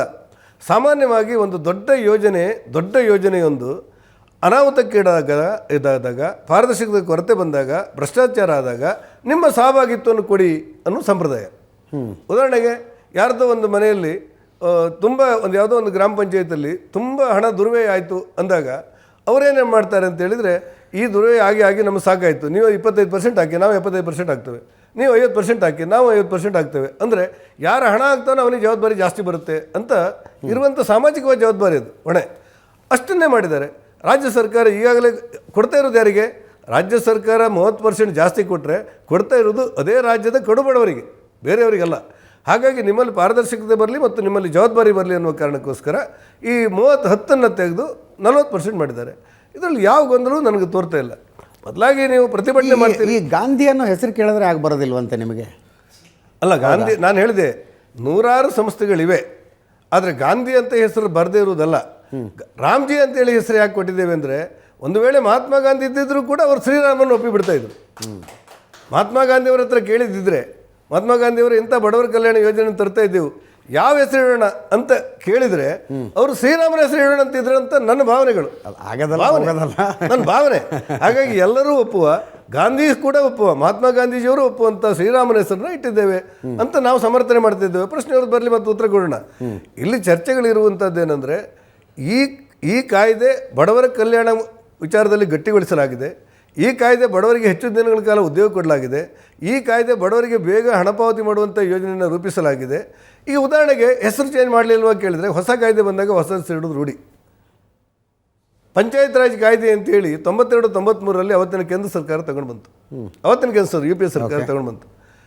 ಕರ್ನಾಟಕದಲ್ಲಿ ಅದನ್ನು ರಮೇಶ್ ಕುಮಾರ್ ಅವರು ಒಂದು ವರದಿ ಕೊಟ್ಟರು, ಆ ಕಾಯ್ದೆಯಲ್ಲಿ ಒಂದಿಷ್ಟು ಬದಲಾವಣೆ ಆಗಬೇಕು ಅಂತೇಳಿ, ಒಳ್ಳೆ ಉದ್ದೇಶಕ್ಕೋಸ್ಕರ. ಬರುವಾಗ ಗ್ರಾಮ ಸ್ವರಾಜ್ ಕಾಯ್ದೆ ಅಂತೇಳಿ ಬಂತು. ಹಾಗಿದ್ರೆ ನೀವು ಅವತ್ತು ಕಾಯ್ದೆ ಮಾಡಿದ್ದೀನಿ, ಏನಾದ್ರು ತಪ್ಪು ಮಾಡಿದ್ದೆ ಅಂತ ನಾವು ಯಾರು ಕೇಳಲಿಲ್ಲ. ಯಾಕೆ ಹೇಳಿದ್ರೆ ಕಾಯ್ದೆ ಅದು, ಉದ್ದೇಶ ಅದು ಎರಡು ಮುಗಿದೈತೆ, ಹೆಸರು ಮಾತ್ರ ಬದಲು ಮಾಡಿದ್ದೀರಾ. ನಾನೇ ಮಂತ್ರಿ ಆಗಿರುವಾಗ ಕರ್ನಾಟಕದಲ್ಲಿ ನಮ್ಮ ಇಲಾಖೆ ಮೂಲಕ ಸಪ್ತಪದಿ ಯೋಜನೆ ಅಂತೇಳಿ ಬಡವರಿಗೆ ಮದುವೆ ಮಾಡುವಂಥ ಯೋಜನೆ ತಗೊಂಡು ಬಂದೆ. ಈಗಲೂ ಅನುಷ್ಠಾನ ಇದೆ. ಇವತ್ತಿನ ಮಂತ್ರಿಗಳು ಏನು ಮಾಡಿದ್ದಾರೆ ಅಂದರೆ, ಯೋಜನೆ ಹಾಗೇ ಇದೆ, ಹೆಸರು ಮಾತ್ರ ಮಾಂಗಲ್ಯ ಭಾಗ್ಯ ಅಂತ ಮಾಡಿದ್ದಾರೆ. ನಾವು ಅದಕ್ಕೆ ವಿರೋಧ ಮಾಡಿರಲಿಲ್ಲ. ಒಂದು ಸರ್ಕಾರ ಬಂದಿದೆ ಪ್ರಜಾಪ್ರಭುತ್ವದಲ್ಲಿ, ಅವರಿಗೇನು ಅನಿಸುತ್ತೋ ನಮ್ಗೆ ಗೊತ್ತಿಲ್ಲ, ಮಾಂಗಲ್ಯ ಭಾಗ್ಯ ಅಂತ ಮಾಡಿದ್ದಾರೆ ಅಂತ ನಾವು ಸುಮ್ಮನಿದ್ದೆವು. ಹಾಗಾಗಿ ಅನೇಕ ಸಂದರ್ಭದಲ್ಲಿ ಹೊಸ ಕಾಯ್ದೆಯನ್ನು ತಂದಾಗ ಹೆಸರನ್ನು ಬದಲಾವಣೆ ಮಾಡೋದು ಕೂಡ ರೂಢಿ. ಅದಕ್ಕೋಸ್ಕರವೇ ನಾವು ಪ್ರತಿಭಟನೆ ಮಾಡ್ತೇವೆ. ಅಂದರೆ ಆ ಪ್ರತಿಭಟನೆ ಮೌಲ್ಯಗಳು ಕಡಿಮೆ ಆಗುತ್ತೆ ಅಂತ ಅನಿಸುತ್ತೆ ನನಗೆ. ಕೇಂದ್ರ ಸರ್ಕಾರದಲ್ಲಿ ಇಂಥದ್ದೊಂದು ಕಾಯ್ದೆ ತರೋದಕ್ಕಿಂತ ಮುಂಚೆ ತಮ್ಮಗಳ ಜೊತೆಗೆ ಚರ್ಚೆಗಳಾಗ್ತವ? ಒಂದೇನೋ ಅದಕ್ಕೊಂದು ಅವಕಾಶ ಇದೆಯಾ? ಹಿಂಗೆ ಮಾಡಬೇಕು ಅಂತ ಅದಕ್ಕೆ ಬೇಕಾದಂಥ ಅಧ್ಯಯನ ಮಾಡಿದವರು ಇರ್ತಾರೆ. ಪಾರ್ಲಿಮೆಂಟಲ್ಲಿ ಪಂಚಾಯತ್ ರಾಜ್ ಕಮಿಟಿ ಅಂತ ಇರುತ್ತೆ. ಪಾರ್ಲಿಮೆಂಟಲ್ಲಿ ಬೇರೆ ಬೇರೆ ವಿಚಾರಕ್ಕೆ ಸಂಬಂಧಪಟ್ಟಂತೆ ರಾಜ್ಯದಲ್ಲಿರುವಂಥ ಕಮಿಟಿಗಳಿರುತ್ತೆ. ಅದರಲ್ಲಿ ತುಂಬ ಅನುಭವ ಇರುವವರನ್ನ ಕರೀತಾರೆ. ಕರೆದಾಗ ಮಾತಾಡ್ತಾರೆ, ಏನು ಮಾಡಬೇಕು ಅಂತ ಮಾತಾಡ್ತಾರೆ. ತುಂಬ ಜನ ವರದಿಯನ್ನು ಕೊಟ್ಟಿರ್ಬೋದು, ವಿಷಯ ಹೇಳಿರ್ಬೋದು, ನಾನು ಇರಲಿಲ್ಲ ಅದರಲ್ಲಿ, ಅಂತೂ ಇರ್ಬೋದು. ಅಂತೂ ಒಂದಷ್ಟು ಮಾಹಿತಿಗಳನ್ನು ಸಂಗ್ರಹ ಮಾಡದೇ ಇದ್ದರೆ ಇಷ್ಟು ಉತ್ಕೃಷ್ಟವಾದಂಥ ಕಾಯ್ದೆ ತರೋದು ಕಷ್ಟ. 100ರಿಂದ 125 ದಿವಸ ಆಗಬೇಕು ಅಂತ. ಹೆತ್ತವ್ರಿಗೆ ಹೆಗ್ಣ ಮುದ್ದು ಅಂತಾರೆ. ನೀವು ತಂದಿರೋ ಕಾಯ್ದೆ ನಿಮಗೆ ಮುದ್ದು. ನೀವು ಕಾಂಗ್ರೆಸ್ನವ್ರನ್ನ ಕರೆದು ಕೂಡಿಸ್ಕೊಂಡು ಹೇಳಿದ್ರೆ ಅದರಲ್ಲಿ ಲ್ಯಾಬ್ಸ್ ಏನೇನಿದೆ, ಆ ಕಮಿಟಿಯ ಏನೇನಿದೆ ಅಂತ ಹೇಳ್ತಾರೆ. ನಿಮ್ಗೆ ಆಶ್ಚರ್ಯ ಆಗ್ಬೋದು. ನನಗೆ ಗೊತ್ತಿದ್ರೆ ಅಂದರೆ ಆ ಕಮಿಟಿಯ ಜವಾಬ್ದಾರಿ ಕಾಂಗ್ರೆಸ್ ಅವರಿಗೂ ಇದೆ. ಕಾಂಗ್ರೆಸ್ಸಲ್ಲೂ ಸದಸ್ಯರಿದ್ದಾರೆ, ಆ ಕಮಿಟಿ ಇರ್ತಾರೆ ಹಾಗೆ ಇರುತ್ತೆ. ಕಾಂಗ್ರೆಸ್ಸಲ್ಲಿ ಮೊದಲು ಆ ಪ್ರಸ್ತಾಪಗಳು ಇರಲಿಲ್ಲ. ಅವರು ಬಹಳ ಗಟ್ಟಿಯಾಗಿದ್ರ ವಿರುದ್ಧ ಯಾಕೆ ಹೋರಾಡ್ತಾರೆ ಅಂದರೆ, ಕೇಂದ್ರ ಸರ್ಕಾರ ವಿರುದ್ಧ ಪ್ರತಿಭಟನೆ ಮಾಡಲಿಕ್ಕೆ ವಸ್ತುಗಳೇ ಇಲ್ಲ, ವಿಷಯಗಳೇ ಇಲ್ಲ. ಎಷ್ಟು ವಿಷಯ ಕೊಟ್ರಿ ಸರ್? ಯಾಕೆ ವಿಷಯ ಇಲ್ಲ? ಎಲ್ಲಿ ವಕ್ಫ್ನಿಂದ ಇತ್ತೀಚೆಗೆ ಎಷ್ಟು ವಿಷಯದ ಬಗ್ಗೆ ಮಾಡಿದ್ದು ಅವ್ರ ಆತ್ಮಸಾಕ್ಷಿ ಕೇಳಿ ಕಾಂಗ್ರೆಸ್ ಅವ್ರ ಹತ್ರ. ನೀವು ಮಾಡೋ ಸರಿ ಉಂಟಂತಾರೆ. ಯಾಕೆ ಕೇಳಿದರೆ, ವಕ್ಫಿಗೆ 2 ಲಕ್ಷ ಕೋಟಿ ರೂಪಾಯಿ ಹಣ, ಕರ್ನಾಟಕದಲ್ಲಿ 2 ಲಕ್ಷ ಕೋಟಿ ರೂಪಾಯಿ ಮೌಲ್ಯದ ಆಸ್ತಿ ಕರ್ನಾಟಕದಲ್ಲಿ ಶ್ರೀಮಂತರ ಸ್ವತ್ತಾಗಿದೆ ಅಂತೇಳಿ ನಾನು ಹೇಳಿಲ್ಲ, ಅನ್ವರ್ ಮಾಣಿಪಾಡಿ ವರದಿ ಹೇಳಿದೆ. 2 ಲಕ್ಷ ಕೋಟಿ ರೂಪಾಯಿ, 2 ಲಕ್ಷ ಕೋಟಿ ರೂಪಾಯಿ ಅಂತ ಹೇಳಿದರೆ ಕರ್ನಾಟಕ ಸರ್ಕಾರದ ಅರ್ಧ ಬಜೆಟ್ಗಿಂತ ಜಾಸ್ತಿ. ಅಷ್ಟು ಮೊತ್ತದ ಹಣ ಶ್ರೀಮಂತರ ಹಣ ಅಂದರೆ ಅದರ ಮೌಲ್ಯದ ಆಸ್ತಿಗಳು ಶ್ರೀಮಂತರ ಸ್ವತ್ತಾಗಿದೆ ಅಂತೇಳಿ ಅನ್ವರ್ ಮಾಣಿಪಾಡಿಯವರು ತಮ್ಮ ವರದಿಯಲ್ಲಿ ಕೊಟ್ಟಿದ್ದಾರೆ. ಹಾಗಾಗಿ ಯಾರಿಗಾದರೂ ಮುಸ್ಲಿಂ ಜನಾಂಗದ ಆಸ್ತಿ ಪಾಸ್ತಿ ಬಗ್ಗೆ ಕಾಳಜಿದ್ರೆ, ಆ ಬಡವರಿಗೆ ಏನಾದರೂ ಸಹಾಯ ಆಗಬೇಕಂತಿದ್ರೆ ಆ ಕಾಯ್ದೆನ ತಂದದ್ದು ಸರಿ ಅನ್ನೋರ ಸಂಖ್ಯೆ ಒಳಗಿದೊಳಗೆ ತುಂಬ ಇದೆ. ಅದು ಬಹಿರಂಗವಾಗಿ ಹೇಳ್ತಿಲ್ಲ, ಅನಿವಾರ್ಯ ಕಾರಣ ಇರ್ಬೋದು. ಓಕೆ, ಅದ್ರ ಬಗ್ಗೆ ನಾನು 3 ಡಿಬೇಟ್ ಮಾಡಿದ್ದೀನಿ, ಮತ್ತೆ ವಕ್ಫಕ್ಕೆ ಹೋಗೋಕ್ಕೆ ಹೋಗಲ್ಲ. ಪಾರ್ಲಿಮೆಂಟ್ನಲ್ಲಿ ನಡೀತಾ ಇರುವ ಇಂಥ ವಿಷಯಗಳ ಬಗ್ಗೆ ನಡೀತಾ ಇರುವ ಚರ್ಚೆಗಳು, ಚರ್ಚೆಗೆ ನಿಗದಿಯಾಗುವ ಸಮಯ ಮತ್ತು ಚರ್ಚೆಗಳ ಗುಣಮಟ್ಟ ನಿಮಗೆ ಸಮಾಧಾನ ಇದೆಯಾ? ಅಲ್ಲ, ಸಾಮಾನ್ಯವಾಗಿ ಪಾರ್ಲಿಮೆಂಟಲ್ಲಿ ಮುಕ್ತವಾದಂಥ ಚರ್ಚೆ ಕೊಟ್ಟಿರುವಂಥ ಅವಕಾಶಗಳು ನಾನು ಕರ್ನಾಟಕದಲ್ಲೂ ಕೂಡ ನೋಡಿಲ್ಲ. ಈಗ ಈ ಪ್ರಜಾಪ್ರಭುತ್ವದಲ್ಲಿ ತುಂಬ ಚರ್ಚೆ ಮಾಡಬಹುದಾದ ಸದನ ಅಂತ ಕೇಳಿದರೆ ಕರ್ನಾಟಕ ಅಂದರೆ ರಾಜ್ಯದ ಮೇಲ್ಮನೆ ಅಂದರೆ 75 ಜನ ಮಾತ್ರ ಇದ್ದಾರೆ ಕರ್ನಾಟಕದಲ್ಲಿ. ಹೌದು. ನಿಮಗೆ ಅಸೆಂಬ್ಲಿಗೆ ಎಷ್ಟು ಸ್ಥಳ 224 ಜನರಿಗೆ ಎಷ್ಟು ಸಮಯ ಕೊಡ್ತಾರೋ ಮೇಲ್ಮನೆಗೆ ಅಷ್ಟೇ ಸಮಯ ಕೊಡ್ತಾರೆ 75 ಜನರಿಗೆ. ಭಾರತ ದೇಶದಲ್ಲಿರುವಂಥ 543 ಜನ ಪಾರ್ಲಿಮೆಂಟ್ ಸದಸ್ಯರಿಗೆ ಎಷ್ಟು ಸಮಯ ಇರುತ್ತೋ, ಬೆಳಿಗ್ಗೆ 11 ಗಂಟೆಯಿಂದ ಸಾಯಂಕಾಲ 6 ಗಂಟೆ 7 ಗಂಟೆ ಅಂತೀರಿ, ಅಷ್ಟೇ ಸಮಯ MLCಗಳಿಗೆ ಇರುತ್ತೆ. ಆದರೆ ಈ ಮೇಲ್ಮನೆಯಲ್ಲಿ ಎಲ್ಲದಕ್ಕೂ ಕೂಡ ಚರ್ಚೆಗೆ ಅವಕಾಶ ಇರುತ್ತೆ, ಬುದ್ಧಿವಂತರ ಮನೆ ಅಂತ ನಾವು ಹೇಳಿರ್ತೀವಲ್ಲ, ಪಾರ್ಲಿಮೆಂಟಿನಲ್ಲಿ ಮಾತ್ರ 1 ನಿಮಿಷ ಕೂಡ ಆಚೀಚಾಗದಿರುವಷ್ಟು ಕರಾರುವಕ್ಕಾಗಿ ಸ್ಪೀಕರ್ ಅವರು ಸಮಯ ತಗೊಳ್ತಾರೆ. ಮತ್ತು ಪ್ರತಿಯೊಂದು ವಿಚಾರದಲ್ಲೂ ಚರ್ಚೆ ಮಾಡಿ ರಾತ್ರಿ 2 ಗಂಟೆ ಆಗಿತ್ತು, ಯಾವುದೋ ಒಂದು ಕಾಯ್ದೆ ಹೋಗು ರಾತ್ರಿ 2 ಗಂಟೆ ಆಗಿತ್ತು. ಹೇಳಿದರು ಮತ್ತೆ ಸ್ಪೀಕರ್ ಅವರು ಇನ್ನೂ ಕೂಡ ಸಮಯ ಕೊಡ್ತೇನೆ. ಪ್ರಜಾಪ್ರಭುತ್ವ ವ್ಯವಸ್ಥೆಯಲ್ಲಿ ಈ ಬಿಲ್ಗಳ ಮೇಲೆ, ಕಾಯ್ದೆಗಳ ಮೇಲೆ ಚರ್ಚೆ ಅನ್ನುವಂಥದ್ದು ಜನತಂತ್ರ ವ್ಯವಸ್ಥೆಯ ಒಂದು ಸೊಬಗು, ಚಂದ. ಅದಕ್ಕೋಸ್ಕರ ಏನು ಮಾತಾಡ್ತಿರೋ ಮಾತಾಡಿ ಅಂತ ಹೇಳಿರ್ತಾರೆ. ಹಾಗಾಗಿ ತುಂಬ ಚರ್ಚೆಗೆ ಅವಕಾಶ. ದುರಾದೃಷ್ಟಕ್ಕೆ ಏನಾಯಿತು, ಒಳಗಲ್ಲ ಹೊರಗೂ ಅಲ್ಲ, ಸ್ಪೀಕರ್ ಆಗಿ ಹೇಳಿದ್ದು. ದುರಾದೃಷ್ಟಕ್ಕೆ ಏನಾಯಿತು ಅಂದರೆ, ಯಾವುದೇ ಬಿಲ್ ಬಂದರೆ ನಮ್ಮದು ಪ್ರತಿಭಟನೆ ಅಂತ ಕೂಗ್ಬಿಡ್ತಾರೆ. 1 ನಿಮಿಷ ಸದನ ನಡೀಲಿಕ್ಕೆ ಎಷ್ಟೋ ಹಣ ಖರ್ಚಾಗುತ್ತೆ. ನಾನು ವಿರೋಧ ಪಕ್ಷದಲ್ಲಿದ್ದರೂ ಕೂಡ ಅದೇ ಮಾತನ್ನು ನಾವು ಕೇಳಬೇಕು. ನಾವು ಆಡಳಿತದಲ್ಲಿದ್ದರೂ ಅದನ್ನು ಕೇಳಬೇಕು. ಈಗ ಚರ್ಚೆ ಮಾಡದೆ ಬಿಲ್ ಪಾಸ್ ಅಂತ ಉದಾಹರಣೆಗಳಿದ್ದರೆ ಅದಕ್ಕೆ ಪ್ರತಿಪಕ್ಷ ಕಾರಣ. ಪ್ರತಿಪಕ್ಷ ಕಾರಣ. ಅಲ್ಲಿ ಒಳಗಾದ್ರೆ ಅಷ್ಟು ಏನೋ ತೂಕದ ಚರ್ಚೆ ಆಗುತ್ತೆ ಅಂತೇಳಿ ಅಲ್ಲಿ ಹೊರಗೆ ಬಂದು ರಾಹುಲ್ ಗಾಂಧಿ ಅವರು ಮೀಡಿಯಾ ಮುಂದೆ ಹೇಳ್ತಾರೆ, ನಮಗೆ ಅವಕಾಶ ಕೊಡ್ತಿಲ್ಲ, ವಿಪಕ್ಷಗಳ ಧ್ವನಿಯನ್ನು ಹತ್ತಿಕ್ಕಲಾಗ್ತಾ ಇದೆ ಅಂತ ಹೇಳ್ತಾರೆ. ಇಲ್ಲ, ವಿಪಕ್ಷಗಳ ಧ್ವನಿಯೇ ಮಾಡಲಿಲ್ಲ ಹತ್ತಿಗುದಾಗೆ. ವಿಪಕ್ಷಗಳ ಧ್ವನಿ ಮಾಡಿದ್ದು ಎಲ್ಲ ಕೇಳಿದರೆ ಧಿಕ್ಕಾರ ಅಂತೇಳಿ ಹೇಳ್ತಾ ಇರೋದು ಬಿಟ್ಟರೆ, ಪ್ರತಿಭಟನೆ ಹೆಸರಲ್ಲಿ ಒಂದಿಷ್ಟು ಆ ಸ್ಪೀಕರ್ ಟೇಬಲಿಗೆ ಹೋಗಿ ಬಾಟ್ ಅಂತ ಗುದ್ದೋದು ಬಿಟ್ಟರೆ, ನಾನು ಮಾತಾಡ್ತೇನೆ ನನಗೆ ಅವಕಾಶ ಕೊಡಿ, ರಾಹುಲ್ ಗಾಂಧಿ ಅವ್ರು ಕೇಳಿಲ್ಲ. ರಾಹುಲ್ ಗಾಂಧಿ ಸದನದಲ್ಲಿ ಇದ್ದದ್ದು ಕಡಿಮೆ, ದೊಡ್ಡವರು ವಿರೋಧ ಪಕ್ಷ ನಾಯಕರು, ನಾವೇನು ಮಾತಾಡ್ತಾ ಇಲ್ಲ. ರಾಹುಲ್ ಗಾಂಧಿ ಅವರು ಸಭಾ ಸಂಪ್ರದಾಯವನ್ನು ಭಾಳಷ್ಟು ಅನುಷ್ಠಾನಕ್ಕೆ ಮಾಡಿದ್ದಾರೆ ಅಂತ ನಂಗೆ ಅನಿಸಿರಲಿಲ್ಲ. ಆದರೆ ಭಾಳ ದೊಡ್ಡ ಹುದ್ದೆ ಇದ್ದು ನಾನು ಆಗುವಾಗ ಪ್ರತಿಕ್ರಿಯೆ ಕೊಡೋದಿಲ್ಲ. ಆದರೆ ಈ ಪ್ರತಿಯೊಂದು ವಿಚಾರಕ್ಕೂ ಕೂಡ ಮುಕ್ತವಾದ ಚರ್ಚೆಗೆ ಅವಕಾಶ ಕೊಡ್ತೇನೆ, ದಯವಿಟ್ಟು ನೀವು ಕೂತ್ಕೊಳ್ಳಿ, ದಯವಿಟ್ಟು ಒಬ್ಬೊಬ್ಬರೇ ಮಾತಾಡಿ ಅಂತೇಳಿ ಸ್ಪೀಕರ್ ಅವರು ಹೇಳಿದಾಗಲೂ ಕೂಡ ಅದನ್ನು ಅನುಷ್ಠಾನ ಬಿಟ್ಟು ಪ್ರತಿಭಟನೆಯ ಮಾರ್ಗ ಬಿಟ್ಟರೆ ಮತ್ತು ಸದನಕ್ಕೆ ವಿರೋಧ ಮಾಡೋದು ಬಿಟ್ಟರೆ, ಸಭಾ ಕಾರ್ಯಕಲಾಪಕ್ಕೆ ಅಡ್ಡ ಮಾಡೋದು ಬಿಟ್ಟರೆ ಮತ್ತೇನೂ ಮಾಡದಿರುವಂಥ ಪ್ರತಿಪಕ್ಷವಾಗಿ ಇವತ್ತು ಕಾಂಗ್ರೆಸ್ ಇವತ್ತು ರೂಪುಗೊಳ್ತಾ ಇದೆ. ಅದು ಒಂದರಷ್ಟರಲ್ಲಿ ದುರದೃಷ್ಟ. ಕೋಟಾ ಶ್ರೀನಿವಾಸ ಪೂಜಾರಿ ಅವರೇ, ನೀವು ಮೊದಲನೇ ಸಲ ಸಂಸತ್ತಿಗೆ ಹೋಗಿದ್ದೀರಿ. ಹಿಂದಿನ 2 ಅವಧಿಗಳ ಬಗ್ಗೆ ತಮ್ಮನ್ನು ಕೇಳೋದಕ್ಕಾಗೋದಿಲ್ಲ. ಬಟ್ ಹಲವು ಅವಧಿಗಳ ಕಾಲ ಸಂಸತ್ತಿನಲ್ಲಿದ್ದಂಥವರು, ಈ ಸರ್ಕಾರವನ್ನು ನೋಡಿದವರು, ಅಂದರೆ ನರೇಂದ್ರ ಮೋದಿ ಅವರ ಅಧಿಕಾರಕ್ಕೆ ಬಂದಾಗಿನಿಂದ ಇಲ್ಲಿಯ ತನಕದ ಅವಧಿ, ಮುಂಚಿನ 2 ಅವಧಿಯೇ ಬೇರೆ, ಈ ಅವಧಿನೇ ಬೇರೆ ಅಂತಾರೆ. ಸಹಜವಾಗಿ ಒಂದು ಕಾರಣ, ಹಿಂದಿನ 2 ಅವಧಿಗೆ ಅವರಿಗೆ ಅಬ್ಸಲ್ಯೂಟ್ ಮೆಜಾರಿಟಿ ಇತ್ತು, ಈ ಸಲ ಅಬ್ಸಲ್ಯೂಟ್ ಮೆಜಾರಿಟಿ ಇಲ್ಲ. ಅದರ ಪ್ರಭಾವ ಏನಾದರೂ ಕಾಣಿಸ್ತಾ ಇದೆ ಆಡಳಿತದಲ್ಲಿ ಅಂತ ಅನ್ಸುತ್ತಾ ತಮಗೆ? ಈಗ ಸ್ಪಷ್ಟವಾದ ಬಹುಮತ ಬಾರದೇ ಇರುವಂಥ ರಾಜಕೀಯ ಪಕ್ಷವೊಂದು ತಮ್ಮ ಒಕ್ಕೂಟದ ಬೆಂಬಲದಿಂದಾಗಿ ಅಧಿಕಾರವನ್ನು ನಡೆಸುತ್ತೆ. ಆ ಸಂದರ್ಭದಲ್ಲಿ ನಮಗೆ ಬೆಂಬಲ ಕೊಟ್ಟರ ಅಭಿಪ್ರಾಯಕ್ಕೆ ಗೌರವ ಕೊಡಬೇಕಾಗುತ್ತೆ. ಹೌದು, ಅನುಷ್ಠಾನ ಮಾಡಲಿಕ್ಕೆ ಆಗದೇ ಇರ್ಬೋದು, ಗೌರವ ಕೊಡಬೇಕಾಗುತ್ತೆ.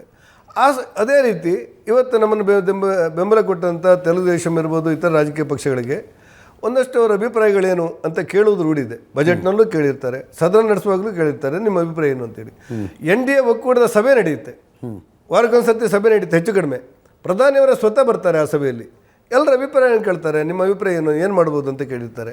ಅವರದ್ದೇ ಆದ ಆಂತರಿಕ ವಲಯದಲ್ಲಿ ಅವರು ಸೇರಿಸ್ಕೊಂಡು ಚರ್ಚೆ ಮಾಡ್ತಾರೆ. ಜನತಂತ್ರ ವ್ಯವಸ್ಥೆಯಲ್ಲಿ ಒಂದು ರಾಜಕೀಯ ಪಕ್ಷ ಅಧಿಕಾರದಲ್ಲಿರುವಾಗ ಸ್ಪಷ್ಟವಾದ ಬಹುಮತ ಇಲ್ಲದೇ ಇದ್ದರೆ ತಮಗೆ ಬೆಂಬಲ ಕೊಟ್ಟವರ ಅಭಿಪ್ರಾಯವನ್ನು ಕ್ರೋಢೀಕರಿಸಿಕೊಂಡು ಸರ್ಕಾರ ಮುನ್ನಡೆಸಬೇಕು. ಅವರ ಮುತ್ಸದ್ದಿತರ, ಅವರ ಅನುಭವ, ಅವರ ನಿಸ್ವಾರ್ಥತೆ, ಮೋದಿಗಿಂತ ಈ ರಾಷ್ಟ್ರವನ್ನು ಮುನ್ನಡೆಸಬಲ್ಲ ಮತ್ತೊಬ್ಬ ಸಮರ್ಥ ನಮಗೆ ಕಂಡು ಬಂದಿಲ್ಲ ಅಂತ ಅವರಿಗೆ ಬೆಂಬಲ ಕೊಟ್ಟ ಪಕ್ಷಕ್ಕೆ ಅನಿಸಿದಾಗ ಅವರು ಆ ಮುಕ್ತವಾದ ಬೆಂಬಲವನ್ನು ಕೊಡ್ತಾರೆ ಮತ್ತು ಪ್ರೀತಿಯಿಂದ ಅವ್ರ ಜೊತೆಲಿ ಒಡನಾಟ ಮಾಡ್ತಾರೆ. ಆ ಚಾರೆಗಳು ನಮಗೆ ಅರ್ಥ ಆಗುತ್ತೆ.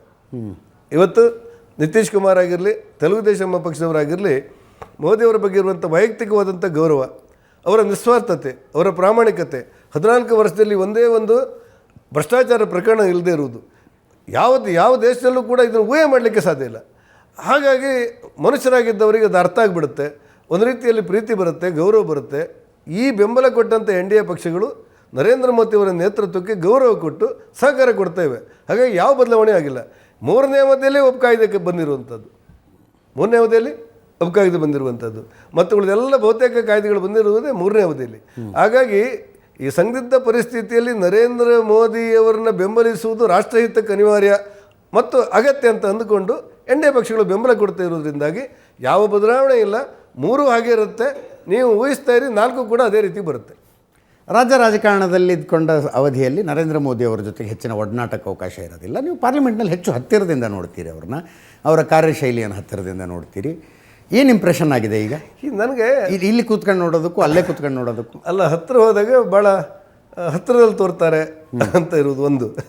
ಇನ್ನೊಂದು ಅಗತ್ಯ ಇದ್ದಾಗಲೆಲ್ಲ ಮೊನ್ನೆ ಎಲ್ಲ ಹೋಗಿದ್ದೇವೆ ನಾವು, ಯಾವುದೋ ಒಂದು ಉದ್ದೇಶಕ್ಕೆ ಕರೆದಿದ್ರು. ಈಗ ಮುಗಿದ ನಂತರ ಕೇಸವ ಪೂಜಾರಿ ಅಂತ ಕೇಳಿದ್ರು, ನನಗೆ ತುಂಬ ಖುಷಿ ಅನಿಸಿತ್ತು. ಅಲ್ಲೆಲ್ಲ ಹೋದಾಗ ನನ್ನ 2 ಕೈಗಳನ್ನು ಹಿಡಿದು ಹಸ್ತಲಾಗನ ಮಾಡಿದ್ರು, ನನಗೆ ಖುಷಿ ಅನಿಸಿತ್ತು. ಉಡುಪಿ ಬಂದಾಗ ಬೆಂತಟ್ಟಿ ಹೇಗಿದ್ದೆ ಅಂತ ಕೇಳಿದ್ರು, ನನಗೆ ಖುಷಿಯಾಗಿತ್ತು. ಅದನ್ನು ಬಿಟ್ಟು ಹೊಸ ಬೇಡಿಕೆಗಳು ನಮ್ಮ ಹತ್ರ ಏನಿಲ್ಲ. ಎಲ್ಲ MP ಗಳ ಬೇಡಿಕೆ ನಮ್ಮಲ್ಲಿ ಇರೋದು, ರಾಷ್ಟ್ರೀಯ ಹೆದ್ದಾರಿ ಕೊಡಿ, ರೈಲ್ವೆ ಕೊಡಿ, ಒಂದು ಅಡಿಷನಲ್ ಆಗಿ ಯಾವುದೋ ಒಂದು NH ಮಾಡಿ ಕೊಡಿ, ಇಂಥದ್ದು ಬಿಟ್ಟರೆ ನಮ್ಮ ಹತ್ರ ಏನು ಬೇರೆ ಏನು ಇರೋದಿಲ್ಲ. ಹಾಗಾಗಿ ಅವರಿಗೆ ಕೂಡ ಸಮಷ್ಟಿ ಹಿತಕ್ಕೋಸ್ಕರ ಕೆಲಸ ಮಾಡುವ ಯಾರನ್ನು ನೋಡಿದ್ರು ಪ್ರೀತಿಯಿಂದ ಇರೋರು ಅವರು. ಮತ್ತು ಅಂಥ ಒಬ್ಬ ನಮ್ಮ ದೃಷ್ಟಿಯಲ್ಲಿ ಹೇಳುವುದಾದರೆ ಅವರ ಸ್ಪರ್ಶಗಳು, ಅವರ ಮಾತುಗಳು, ಅವರ ಸಾಮೀಪ್ಯ ನಮ್ಮಲ್ಲಿ ಭಾವುಕತೆಯನ್ನು ಉಂಟು ಮಾಡುತ್ತೆ. BJP ಎಲ್ಲ ಕಾರ್ಯಕರ್ತರೇ ನಮ್ಮಲ್ಲಿ ಉಂಟು ಮಾಡುತ್ತೆ.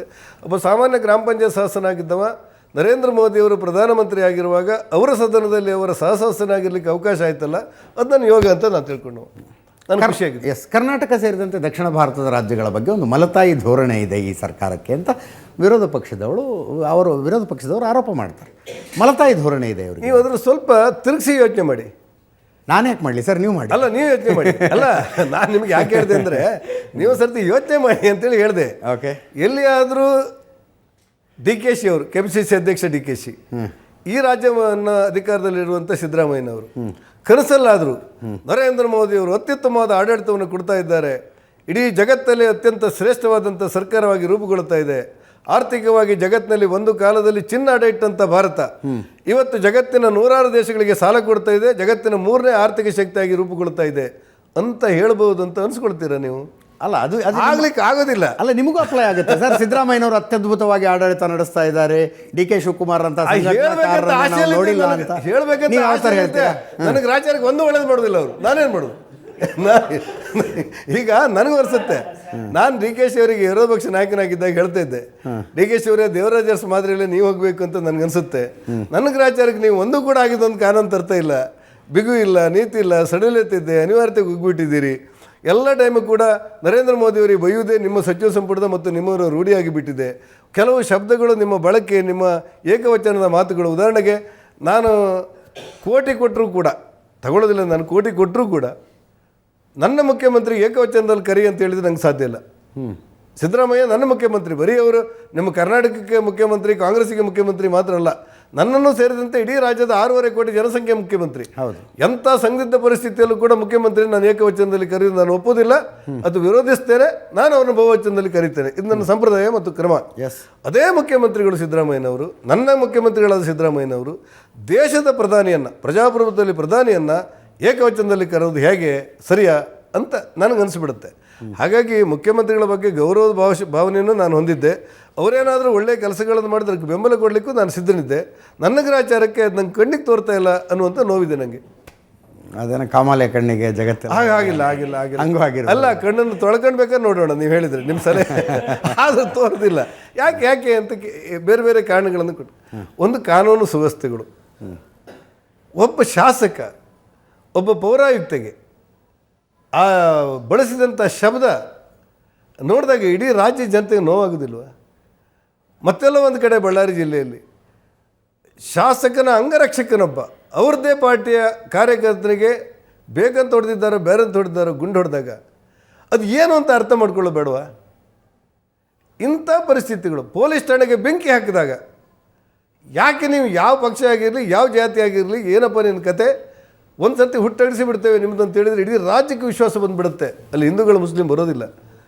ಯಾವುದೋ ಕುಕ್ಕರ್ನಲ್ಲಿ ಬಾಂಬ್ ಇಟ್ಕೊಂಡು ಹೋದವನಿಗೆ ಅವನನ್ನು ನನ್ನ ಬ್ರದರ್ಸ್ ಅನ್ನೋದಕ್ಕಿಂತ ಅವನೊಂದನ್ನು ಅವ ಆರೋಪಿ ಅಂತೇಳಿ ಇವತ್ತು ಒಳಗಾಗ್ತೇನೆ ಅಂತ ಹೇಳಿದ್ರೆ ಯಾರು ಮಾಡೋದಿಲ್ಲ? ನಾನು ಆ ಕಾರಣಕ್ಕೆ ಹೇಳಿದೆ, ಅವರೇನಾದರೂ ಒಳ್ಳೆಯ ಕೆಲಸಗಳನ್ನು ಮಾಡಿದರೆ ಅದನ್ನು ಬೆಂಬಲಿಸಬೇಕಾದ ಪ್ರತಿಪಕ್ಷವಾಗಿ ನಮ್ಮ ಜವಾಬ್ದಾರಿ, ಗೌರವಿಸಬೇಕಾದ ಆಗುತ್ತಿಲ್ಲ. ಬೇರೆ ಅದು ನೋವಿನ ಸಂಗತಿ ಅಂದರೆ ಅದು ಆಚಾರ್ಯಕ್ಕೆ ತೋರ್ತಾ ಇಲ್ಲ ಅಂತ ಹೇಳಿದೆ. ಇದು ಕಾಮಾಲೆ ಕಣ್ಣಿಂದಲ್ಲ, ಅನಿವಾರ್ಯವಾಗಿ ಕನ್ನಡಕ ಹಾಕಿಕೊಂಡ್ರೂ ತೋರೋದಿಲ್ಲ. ಕೋಟ ಶ್ರೀನಿವಾಸ ಪೂಜಾರಿ ಅವರ ಜೊತೆಗೆ ಅನೇಕ ವಿಷಯಗಳ ಬಗ್ಗೆ ನಾವು ಮಾತಾಡ್ತಾ ಇದ್ದೀವಿ. ಅವರನ್ನು ಪ್ರಶ್ನಿಸೋದಕ್ಕೆ ವಿವಿಧ ರಾಜಕೀಯ ಪಕ್ಷಗಳಿಂದ ಕಾರ್ಯಕರ್ತರುಗಳು ಬಂದಿದ್ದೀರಿ. ಅವರಿಂದ ಪ್ರಶ್ನೆಗಳನ್ನು ತಗೊಳ್ಳೋಣ. ಮೊದಲ ಅವಕಾಶ ಕಾಂಗ್ರೆಸ್ನವ್ರಿಗೆ. ಸರ್ ನಮಸ್ತೆ.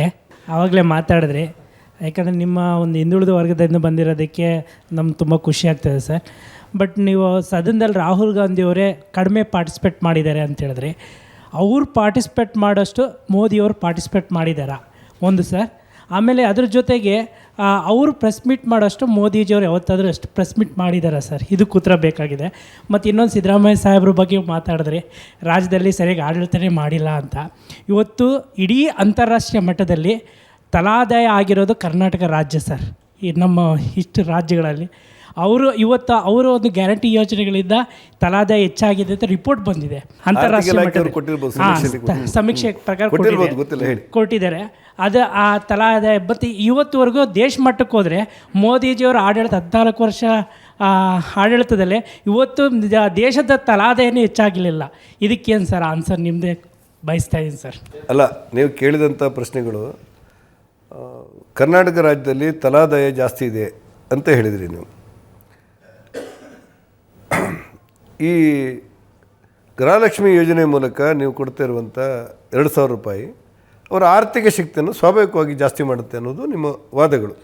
ಅದರ ಆಧಾರದಲ್ಲಿ ಆರ್ಥಿಕ ಇಲಾಖೆಯವರು ಹೇಳ್ತಾರೆ, ಕರ್ನಾಟಕದಲ್ಲಿ ಆರ್ಥಿಕ ಸಮೀಕ್ಷೆಗಳು ಹೇಳುತ್ತೆ ಕರ್ನಾಟಕದಲ್ಲಿ ತಲಾದಾಯ ಜಾಸ್ತಿ ಆಗಿದೆ ಅಂತ ನೀವು ಹೇಳಿರ್ತೀರಿ.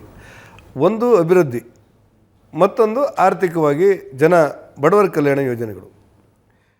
ಈ ಹಣಗಳು ನೀವು 56,000 ಕೋಟಿ ಅಂತೀರಲ್ಲ, ಉದಾಹರಣೆಗೆ 4.5 ಲಕ್ಷ ಕೋಟಿ ರೂಪಾಯಿ ರಾಜ್ಯ ಸರ್ಕಾರದ ಬಜೆಟ್ ಇದ್ದರೆ ಅದರಲ್ಲಿ ಒಟ್ಟು ರಾಜ್ಯದ ಅಭಿವೃದ್ಧಿಗಳಿಗೆ ಸಿಗುವಂಥದ್ದು 50,000 ರಿಂದ 60,000 ಕೋಟಿ ಅಂತೇಳಿ ಮಾಹಿತಿಗಳು ಈಗ ನಿಮ್ಗೆ ಆರ್ಥಿಕ ಮಂತ್ರಿಗಳು ಕೊಡುವಂಥ ಮಾಹಿತಿ.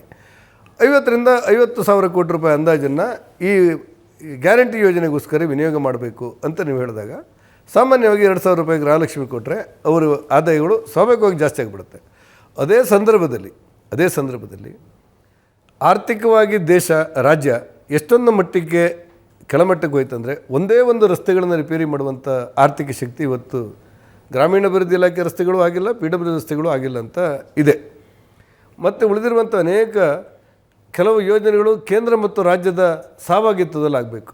ಉದಾಹರಣೆಗೆ ನಮ್ಮ ಕರಾವಳಿ ಪ್ರದೇಶದಲ್ಲಿರುವಂಥ ಯಾವುದೋ ಬಂದರು ಮಾಡಿದರೆ 50% ಕೇಂದ್ರ, 50% ರಾಜ್ಯ.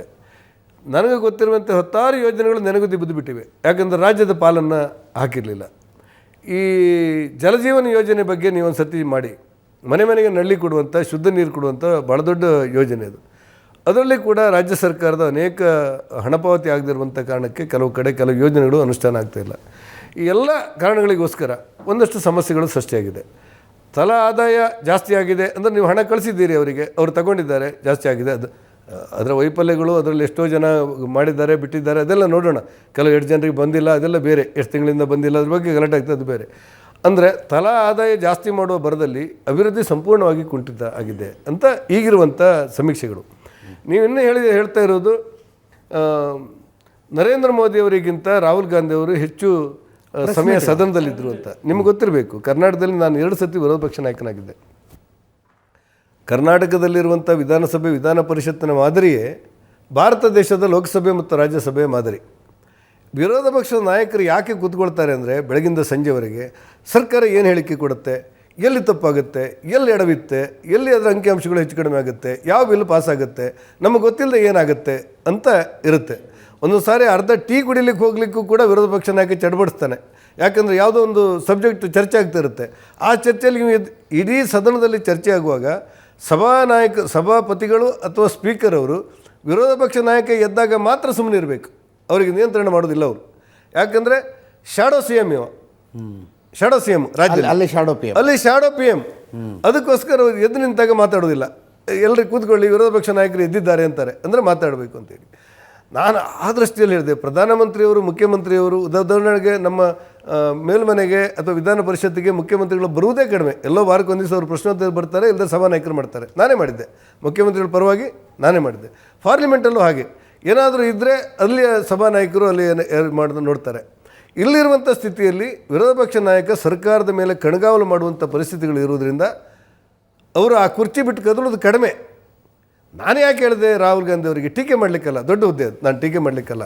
ರಾಹುಲ್ ಗಾಂಧಿ ಅವರು ಎಲ್ಲ ವಿದೇಶಕ್ಕೋ ಬೇರೆ ದೇಶಕ್ಕೋ ಪ್ರವಾಸಕ್ಕೂ ಹೋಗೋದಕ್ಕಿಂತ ಹೆಚ್ಚು ಕುರ್ಚಿಯಲ್ಲಿ ಕೂತ್ಕೊಂಡ್ರೆ ಒಳ್ಳೆಯದು ಅಂತ ನನಗನ್ನಿಸಿತ್ತು. ನಾನು ಪಂಚಾಯತಿಂದ ಪಾರ್ಲಿಮೆಂಟಿಗೆ ಹೋದಾಗ ನನ್ನ ಅನುಭವದಲ್ಲಿ ವಿಪಕ್ಷ ನಾಯಕನಿಗಿರುವಂಥ ಅವಕಾಶಗಳನ್ನು ಬಳಸಿಕೊಂಡ್ರೆ ಸರ್ಕಾರವನ್ನು ತುದಿಗಾಲಲ್ಲಿ ನಿಲ್ಲಿಸಲಿಕ್ಕಾಗುತ್ತೆ ಅಂತೇಳಿ ಪ್ರಜಾಪ್ರಭುತ್ವದಲ್ಲಿ ಯೋಚನೆ ಮಾಡಿ. ನೀವು ಎಲ್ಲ ಒಟ್ಟಾಗಿ ಗಲಾಟೆ ಮಾಡ್ತಾರೆ, ವಾದ ಮಾಡ್ಕೊಳ್ತೇವೆ, ಬರೋವಾಗ ಒಬ್ಬರ ಮೇಲೆ ಹೆಗ್ರ ಮೇಲೆ ಕೈ ಹಾಕೊಂಡು ಬರ್ತೇವೆ. ವ್ಯಕ್ತಿಗತ ದ್ವೇಷಗಳಿಲ್ಲ ಅಲ್ಲಿ, ವಿಷಯದ ಮೇಲೆ ಅಷ್ಟೇ ಚರ್ಚೆ.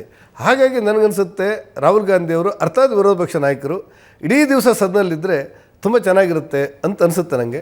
ಎಸ್ ಸರ್ ನಮಸ್ತೆ, ನನ್ನ ಹೆಸರು ವೈಭವ್ ಅಂತ. ಇವತ್ತು ದೇಶಾದ್ಯಂತ ಎಥನಾಲ್ ಬ್ಲೆಂಡಿಂಗ್ ಅಂತ ಮಾಡ್ತಾಯಿದ್ದಾರೆ ಪೆಟ್ರೋಲಲ್ಲಿ. 20% ಎಥನಾಲು, 80% ಪೆಟ್ರೋಲು. ಇದರಿಂದ ಜನಕ್ಕೇನೋ ಅನುಕೂಲ ಆಗಿಲ್ಲ. ಇದರಿಂದ ಅನುಕೂಲ ಆಗಿರೋದು ಬರೀ ನಿತಿನ್ ಗಡ್ಕರಿ ಅವ್ರ ಮಗನ ಶೇರ್ಸ್ ಮಾತ್ರ ಜಾಸ್ತಿ ಆಗಿದೆ ಹೊರತು ಜನಕ್ಕೆ ಇದರಿಂದ ಯಾವುದೂ ಉಪಯೋಗ ಆಗಿಲ್ಲ ಅಂತ ಹೇಳ್ತಾರೆ. ಇದ್ರ ಬಗ್ಗೆ ಏನು ಹೇಳ್ತೀವಿ? ಭ್ರಷ್ಟಾಚಾರ ಇಲ್ಲ ಅಂತ ಇದ್ರೆ ಈ ಥರದ್ದಿದೆ ಅಂತೀರಿ ನೀವು?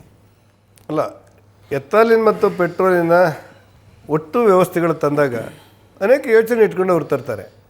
ಅಲ್ಲೇನಾದರೂ ನಿತಿನ್ ಗಡ್ಕರಿ ಅವ್ರ ಪ್ರಶ್ನೆಯಲ್ಲಿ ಬರೋದಿಲ್ಲ.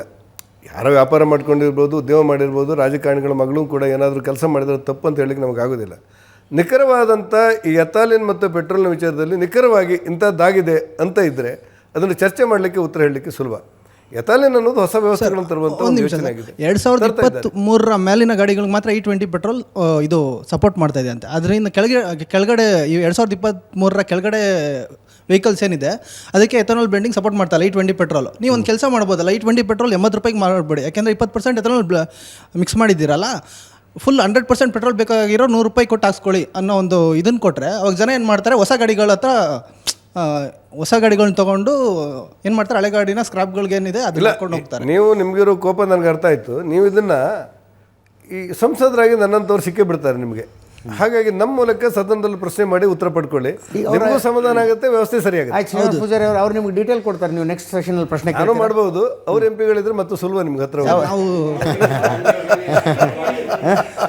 ಈ ಬಡವರಿಗೆ ಕೆಲಸ ಕೊಡ್ಬೇಕಂತೇಳಿ ಮಹಾತ್ಮ ಗಾಂಧಿ ನರೇಗಾ ಯೋಜನೆ ಇತ್ತು, ಅದನ್ನು ಹೆಸರು ಚೇಂಜ್ ಮಾಡಿ ನೀವು ಕಾಂಗ್ರೆಸ್ಗೆ ಕೆಲಸ ಕೊಟ್ರಿ ಅನ್ನೋದು ಸರ್, ಪ್ರತಿಭಟನೆ ಮಾಡಿ.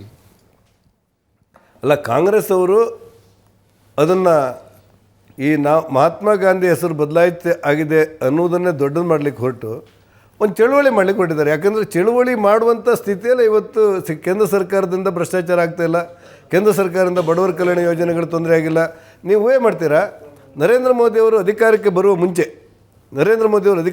ಮುಂಚೆ ಭಾರತ ದೇಶದಲ್ಲಿ 18,000 ಹಳ್ಳಿಗಳಿಗೆ ವಿದ್ಯುತ್ ಇರಲಿಲ್ಲ, ಮನೆಗಳಿಗೆಲ್ಲ. ನಿಮ್ಮ ಮನೆಯಲ್ಲೆಲ್ಲಾದರೂ ಒಂದು ಅರ್ಧ ಗಂಟೆ ಕರೆಂಟ್ ಹೋಗಿಬಿಟ್ರೆ, ನಿಮ್ಮ ಮಿಕ್ಸಿ ಕೆಲಸ ಮಾಡದೇ ಇದ್ದರೆ, ನಿಮ್ಮ ಅರ್ಧ HP ಮೋಟ್ರ್ ಕೆಲಸ ಮಾಡದೇ ಇದ್ದರೆ, ನಲ್ಲಿ ನೀರನ್ನು ತೊಂದರೆ ಆದರೆ ಆಗುವಂಥ ರಂಪಾಟಗಳನ್ನು ನೀವು ಗಮನಿಸಬೇಕು.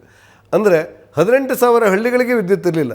ಇವತ್ತು ಭಾರತ ದೇಶದಲ್ಲಿ ಕರ್ನಾಟಕವೂ ಸೇರಿದಂತೆ ವಿದ್ಯುತ್ ಇಲ್ಲದಿರುವಂಥ ಮನೆಗಳಿಲ್ಲ. ಅದು ಕೇಂದ್ರ ಸರ್ಕಾರದ ದೀನ್ ದಯಾಳ್ ಯೋಜನೆಯಿಂದ ಆಗಿರುವಂಥ ಬದಲಾವಣೆಗಳು. ಉಸ್ತುವಾರಿ ಮಂತ್ರಿಯಾಗಿ ನಾನು ಉತ್ತರ ಕನ್ನಡದಲ್ಲಿರುವಾಗ ನಾನು ಹೋಗುವಾಗ 14,000 ಮನೆಗಳಿಗೆ ವಿದ್ಯುತ್ ಇರಲಿಲ್ಲ ಉತ್ತರ ಕನ್ನಡದಲ್ಲಿ. ನಾನು ಬರುವಾಗ ವಿದ್ಯುತ್ ಇಲ್ಲದಿರುವಂಥ ಮನೆಗಳಿಲ್ಲ ಮುಗಿಸಿ ಬರುವಾಗ. ಅಂದರೆ ಆ ಯೋಜನೆ ಬಡವರ ಕಲ್ಯಾಣಕ್ಕೆ ತಲುಪಿಬಿಡ್ತು. ನಮ್ಮಮ್ಮ ಈ ಓಟೆ ಅಂತ ಹೇಳ್ತೇವೆ ನಾವು, ಕೊಳವೆ, ಅದರಲ್ಲಿ ಊದಿ ಹಸಿ ಸೌದಿಗೆ ಸ್ವಲ್ಪ ಸೀಮೆಎಣ್ಣೆ ಹಾಕಿ ಬೆಂಕಿ ಹಾಕಿ ಅಡುಗೆ ಮಾಡ್ತಾ ಇರೋದು ನಾನು ನೀವು ಕಂಡಿರ್ಬೋದು. ನೀವು ಸಣ್ಣವ್ರು ಇರ್ಬೋದು, ನನಗೆ ಗೊತ್ತಿಲ್ಲ, ನಾನು ನೋಡಿದ್ದೆ. ಆದರೆ ಇವತ್ತು ಕಡು ಬಡವರ ಮನೆಯಲ್ಲೂ ಕೂಡ ಉಚಿತವಾದಂಥ ಗ್ಯಾಸ್ ಬಂದು ಆ ಬದುಕಿನಲ್ಲಿ ಬದಲಾವಣೆ ಆಗಿದ್ದನ್ನು ನೀವು ಕಂಡಿದ್ದೀರಿ. ಹಾಗೆ ಈ ಹಿನ್ನೆಲೆಯಲ್ಲಿ ಕೇಂದ್ರ ಸರ್ಕಾರ ತರುವಂಥ ಒಂದೊಂದು ಯೋಜನೆಯೂ ಕೂಡ ಇವತ್ತು ಆದಾಯ ತೆರಿಗೆಯನ್ನು ಇಳಿಕೆ ಮಾಡಿದ್ರಿಂದಾಗಿ ಸರ್ಕಾರಿ ನೌಕರರಲ್ಲಾಗಿರುವಂಥ ಬದಲಾವಣೆಗಳನ್ನು ನೀವು ಊಹಿಸಬೇಕು. ಅವ್ರು ಬಾಯಿ ಬಿಟ್ಟು ಹೇಳೋದಿಲ್ಲ, ಆದರೆ ಊಹಿಸಬೇಕು. ಇಂಥ ಅನೇಕ ಬದಲಾವಣೆಗಳಿಂದಾಗಿ ಕೇಂದ್ರ ಸರ್ಕಾರದ ವಿರುದ್ಧ ಆರೋಪ ಮಾಡಲಿಕ್ಕೆ ಸಾಧ್ಯ ಇಲ್ಲ. ನೀವು ಮೊದಲೆಲ್ಲ ಕೇಂದ್ರದ ಮಂತ್ರಿಗಳು 2 ತಿಂಗಳು ಜೈಲಲ್ಲಿದ್ದರು, 6 ತಿಂಗಳು ಜೈಲಲ್ಲಿದ್ದು ಬರ್ತಾಯಿತ್ತು, ಯಾವ ಸರ್ಕಾರ ಬೇಕಾದರೂ ಇರಲಿ.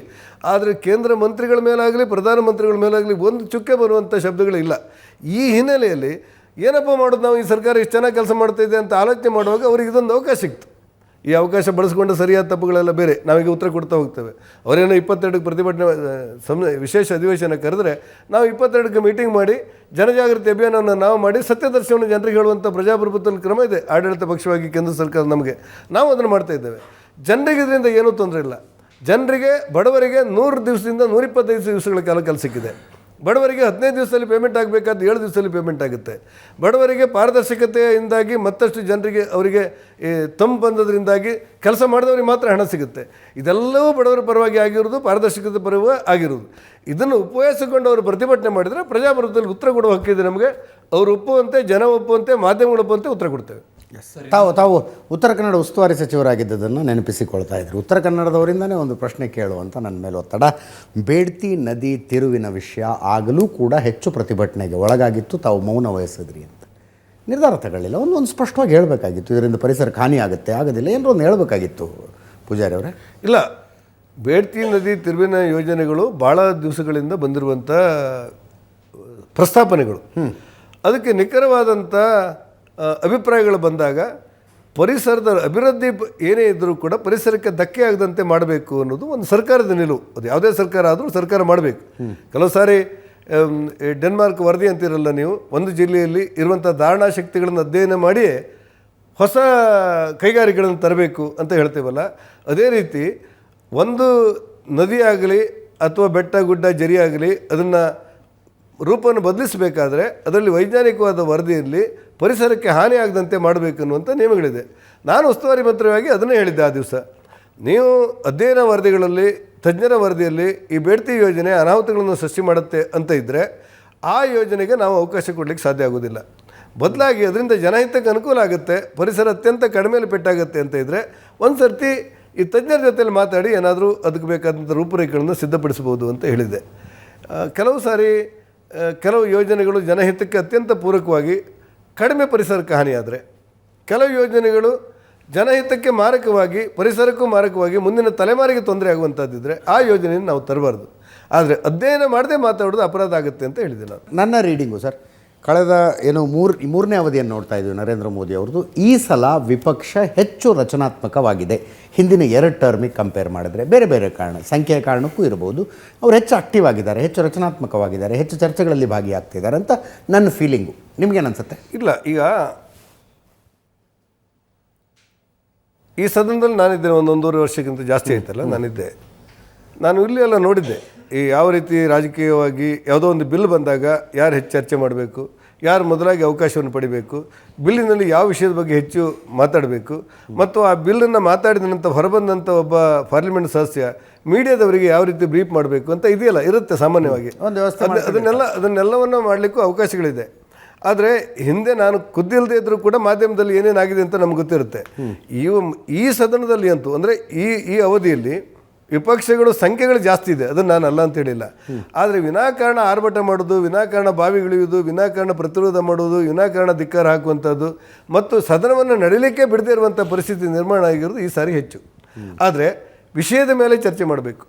ಈಗ ವಾದದಲ್ಲಿ 2 ವಿಧ, ಒಂದು ವಾದದ ಮೂಲಕ ಬಲವಂತ, ಮತ್ತೊಂದು ಗಲಾಟೆ ಮೂಲಕ ಬಲವಂತ. ಈ ಗಲಾಟೆ ಮೂಲಕ ಬಲವಂತ ಮಾಡ್ತಾ ಇರುವುದು ರಾಜಕೀಯವಾಗಿ ಮತ್ತು ಪ್ರಜಾಪ್ರಭುತ್ವದಲ್ಲಿ ಗೌರವ ತರುವುದಿಲ್ಲ. ವಾದದ ಮೂಲಕ ನೀನು ತಪ್ಪು ಮಾಡಿದಿ, ನೀನು ಹೀಗೆ ತಪ್ಪು ಮಾಡಿದಿ ಅಂತ ವಾದದ ಮೂಲಕ ಕಟ್ಟಿಯಾಗುವಂಥ ಸಂಪ್ರದಾಯಕ್ಕೆ ಸದನ ಹೆಚ್ಚು ಉತ್ತೇಜನವನ್ನು ಕೊಡುತ್ತೆ ಮತ್ತು ಶಕ್ತಿ ಕೊಡುತ್ತೆ. ಇವತ್ತು ಪ್ರತಿಪಕ್ಷವಾಗಿ ಕಾಂಗ್ರೆಸ್ ಮತ್ತು ಮಿತ್ರ ಪಕ್ಷಗಳು ವಾದದ ಬಲವಂತ ಮಾಡ್ತಾ ಇಲ್ಲ, ಗಲಾಟೆ ಬಲವಂತ ಮಾಡ್ತೇವೆ. ನೀವು ದಿಲ್ಲಿಲಿ ಕೂತ್ಕೊಂಡು ಇಲ್ಲಿ ಸದನ ನಡೆಯೋದು ನೋಡ್ತಿರಲ್ಲ, ಹಾಂ, ಈಗ ಇಲ್ಲಿ ಕರ್ನಾಟಕದಲ್ಲಿ ನಡೆಯೋದು ವಿಪಕ್ಷವಾಗಿ BJP ಅವ್ರು ಚೆನ್ನಾಗಿ ಮಾಡ್ತಿದ್ದಾರಾ? ಅಲ್ಲ, ನಮ್ಮ ದೃಷ್ಟಿಯಲ್ಲಿ ಚೆನ್ನಾಗಿ ಮಾಡ್ತಿದ್ದೇವೆ. ಆದರೆ ಯಾವುದನ್ನು ಹಿಡ್ಕೊಂಡು ಹೋರಾಟ ಮಾಡಬೇಕು ಅನ್ನೋದೇ ನಮಗೆ ಕನ್ಫ್ಯೂಸ್ ಸ್ವಲ್ಪ.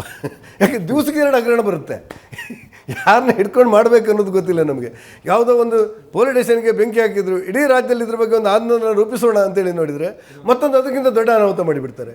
ವಾದಗಳ ಮಧ್ಯದಲ್ಲೂ ಕೂಡ ಈ ಬೈರೇಗೌಡರಂಥ ಸ್ವಲ್ಪ ಚುರುಕಿನ ಮಂತ್ರಿಗಳು ಇವರೆಲ್ಲ ಇರುವಾಗ ಈ ಒಂದು ಆಡಳಿತದ ಮೇಲೆ ಇಷ್ಟೊಂದು ಆರೋಪ ಬರ್ತದೆ ಅಂತ ನನಗನ್ಸಿರಲಿಲ್ಲ. ಸಿದ್ದರಾಮಯ್ಯನಿಗೆ ಅನುಭವ ಇದೆ, DK ಸಂಘಟನೆ ಶಕ್ತಿ ಇದೆ, ಆದರೆ ದಿವಸಕ್ಕೊಂದು ಅನಾಹುತ ಮಾಡಿಕೊಳ್ಳುವಂಥ ಅವಶ್ಯಕತೆಗಳೇನಿತ್ತು ಅಂತ ನನಗೆ ಅನಿಸುತ್ತೆ. ಹಾಗಾಗಿ ಪ್ರತಿಪಕ್ಷವಾಗಿ ನಾವು ಮೇಲ್ಮನೆಯಲ್ಲಿ ಕೆಳಮನೆಯಲ್ಲಿ ಯಾವ ಹೋರಾಟ ಮೊದಲು ತಗೊಳ್ಬೇಕಂತ ಗೊತ್ತಿಲ್ಲದಿರುವಷ್ಟು ಅನಾಹುತಗಳನ್ನು ಆಡಳಿತ ಪಕ್ಷ ಇವತ್ತು ಮಾಡ್ತಾ ಇದೆ. ಆ ಕಾರಣಕ್ಕೆ ನಮಗೆ ಕನ್ಫ್ಯೂಸ್ ಇರ್ಬೋದು, ಆದರೆ ನಾವು ಹೋರಾಟ ಮಾಡ್ತಾ ಇದ್ದೇವೆ. ರಾಮ್ಜಿಗಿಂತ ಮೊದಲು ಅಥವಾ ಪ್ಯಾರಲಲ್ ಆಗೇ ನಡೀತಾ ಇದೆ ವಿಪಕ್ಷಗಳ ಇನ್ನೊಂದು ಹೋರಾಟ, ಮತಗಳ್ಳತನ. ರಾಹುಲ್ ಗಾಂಧಿಯವರು 1 ಅಲ್ಲ 2 ಅಲ್ಲ 3 ಪ್ರೆಸ್ ಮೀಟ್ ಮಾಡಿ ದೊಡ್ಡ ಪರದೆಯ ಮೇಲೆ ಯಾವ ರೀತಿ ಮತಗಳ್ಳತನ ನಡೆದಿದೆ ಅನ್ನೋದನ್ನು ದೇಶದ ಮುಂದೆ ತೆಗೆದಿಟ್ಟಿದ್ದಾರೆ. ತಮ್ಮ ಪಕ್ಷದ ಜೊತೆಗೆ ಎಲೆಕ್ಷನ್ ಕಮಿಷನ್ ಕೈ ಜೋಡಿಸಿ ತಮ್ಮ ಪಕ್ಷವನ್ನು ಗೆಲ್ಲಿಸುವ ಕೆಲಸ ಆಗ್ತಿದೆಯಂತೆ. ಈ SIR ಅಂತ ಏನು ನಾವು ಕರಿತೇವಲ್ಲ, ಅದರ ಮೂಲ ಉದ್ದೇಶ ಏನು ಕೇಳಿ, ಪ್ರತಿ ನಿರ್ದಿಷ್ಟ ಸಮಯಕ್ಕೆ ಸರಿಯಾಗಿ ಇಂತಿಷ್ಟು ವರ್ಷಕ್ಕೆ ಒಮ್ಮೆ ಸಾರಿ ಮತಪಟ್ಟಿಯ ಪರಿಷ್ಕರಣೆ ಆಗುವುದು ರೂಢಿ, ಸಂಪ್ರದಾಯ. ಕೆಲವು ಕಡೆ ಮಾಡಿಲ್ಲ, ಕೆಲವು ಕಡೆ ಮಾಡಿರ್ಬೋದು, ಕೆಲವು ಸತ್ಯ ಆಗದಿರ್ಬೋದು. ಈಗ ಚುನಾವಣಾ ಆಯೋಗದವರು ಮತಗಳ್ಳರನ್ನು ಹುಡುಕ್ಲಿಕ್ಕೆ ಕೊಟ್ಟಿದ್ದಾರೆ, ಮತಗಳ್ಳರನ್ನು ಹುಡುಕ್ಲಿಕ್ಕೆ ಹೋಗ್ತಾ ಇದ್ದಾರೆ. ಉದಾಹರಣೆಗೆ, ನಿಮ್ಮಲ್ಲಿ ವೋಟಿಂಗ್ ಕಾರ್ಡು ಇಲ್ಲ, ಆಧಾರ್ ಕಾರ್ಡು ಇಲ್ಲ, ನಿಮ್ಮಲ್ಲಿ ವಾಸ್ತವ್ಯ ಸರ್ಟಿಫಿಕೇಟು ಇಲ್ಲ, ನೀವು ಸೀದಾ ಬಾಂಗ್ಲಾದೇಶದಿಂದ ಬಂದಿದ್ದೀರಿ, ಇಲ್ಲಿ ಬ್ಯಾಂಕ್ ಲೋನ್ ಪಡಿತೀರಿ, ಇಲ್ಲಿ ರಾಷ್ಟ್ರೀಕೃತ ಬ್ಯಾಂಕಲ್ಲಿ ಬ್ಯಾಂಕ್ ಲೋನ್ ಪಡಿತೀರಿ. ಯಾರು ಕೇಳಿದರೆ ಮತಪಟ್ಟಿಯೂ ಡೂಪ್ಲಿಕೇಟು, ಆಧಾರ್ ಕಾರ್ಡು ಡೂಪ್ಲಿಕೇಟು, ಎಲ್ಲ ಪಾಸ್ಬುಕ್ ಪೂರ ಅದು ಎರಡನ್ನು ತೋರಿಸಿ ಪಾಸ್ಬುಕ್ ಮಾಡಿರ್ತಾನೆ.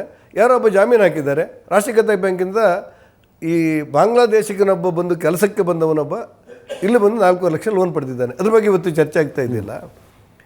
ಓಟ್ ಯಾರಿಗೆ ಹಾಕಬೇಕಿದ್ರೆ ಭಾರತೀಯ ಪೌರರನ್ನು ಓಟ್ ಹಾಕಬೇಕಂತೀವಿ. ಭಾರತೀಯ ಪೌರ ಅಲ್ಲದೆ ಇದ್ದನಿಗೆ ಓಟ್ ಹಾಕಲಿಕ್ಕಿಲ್ಲ.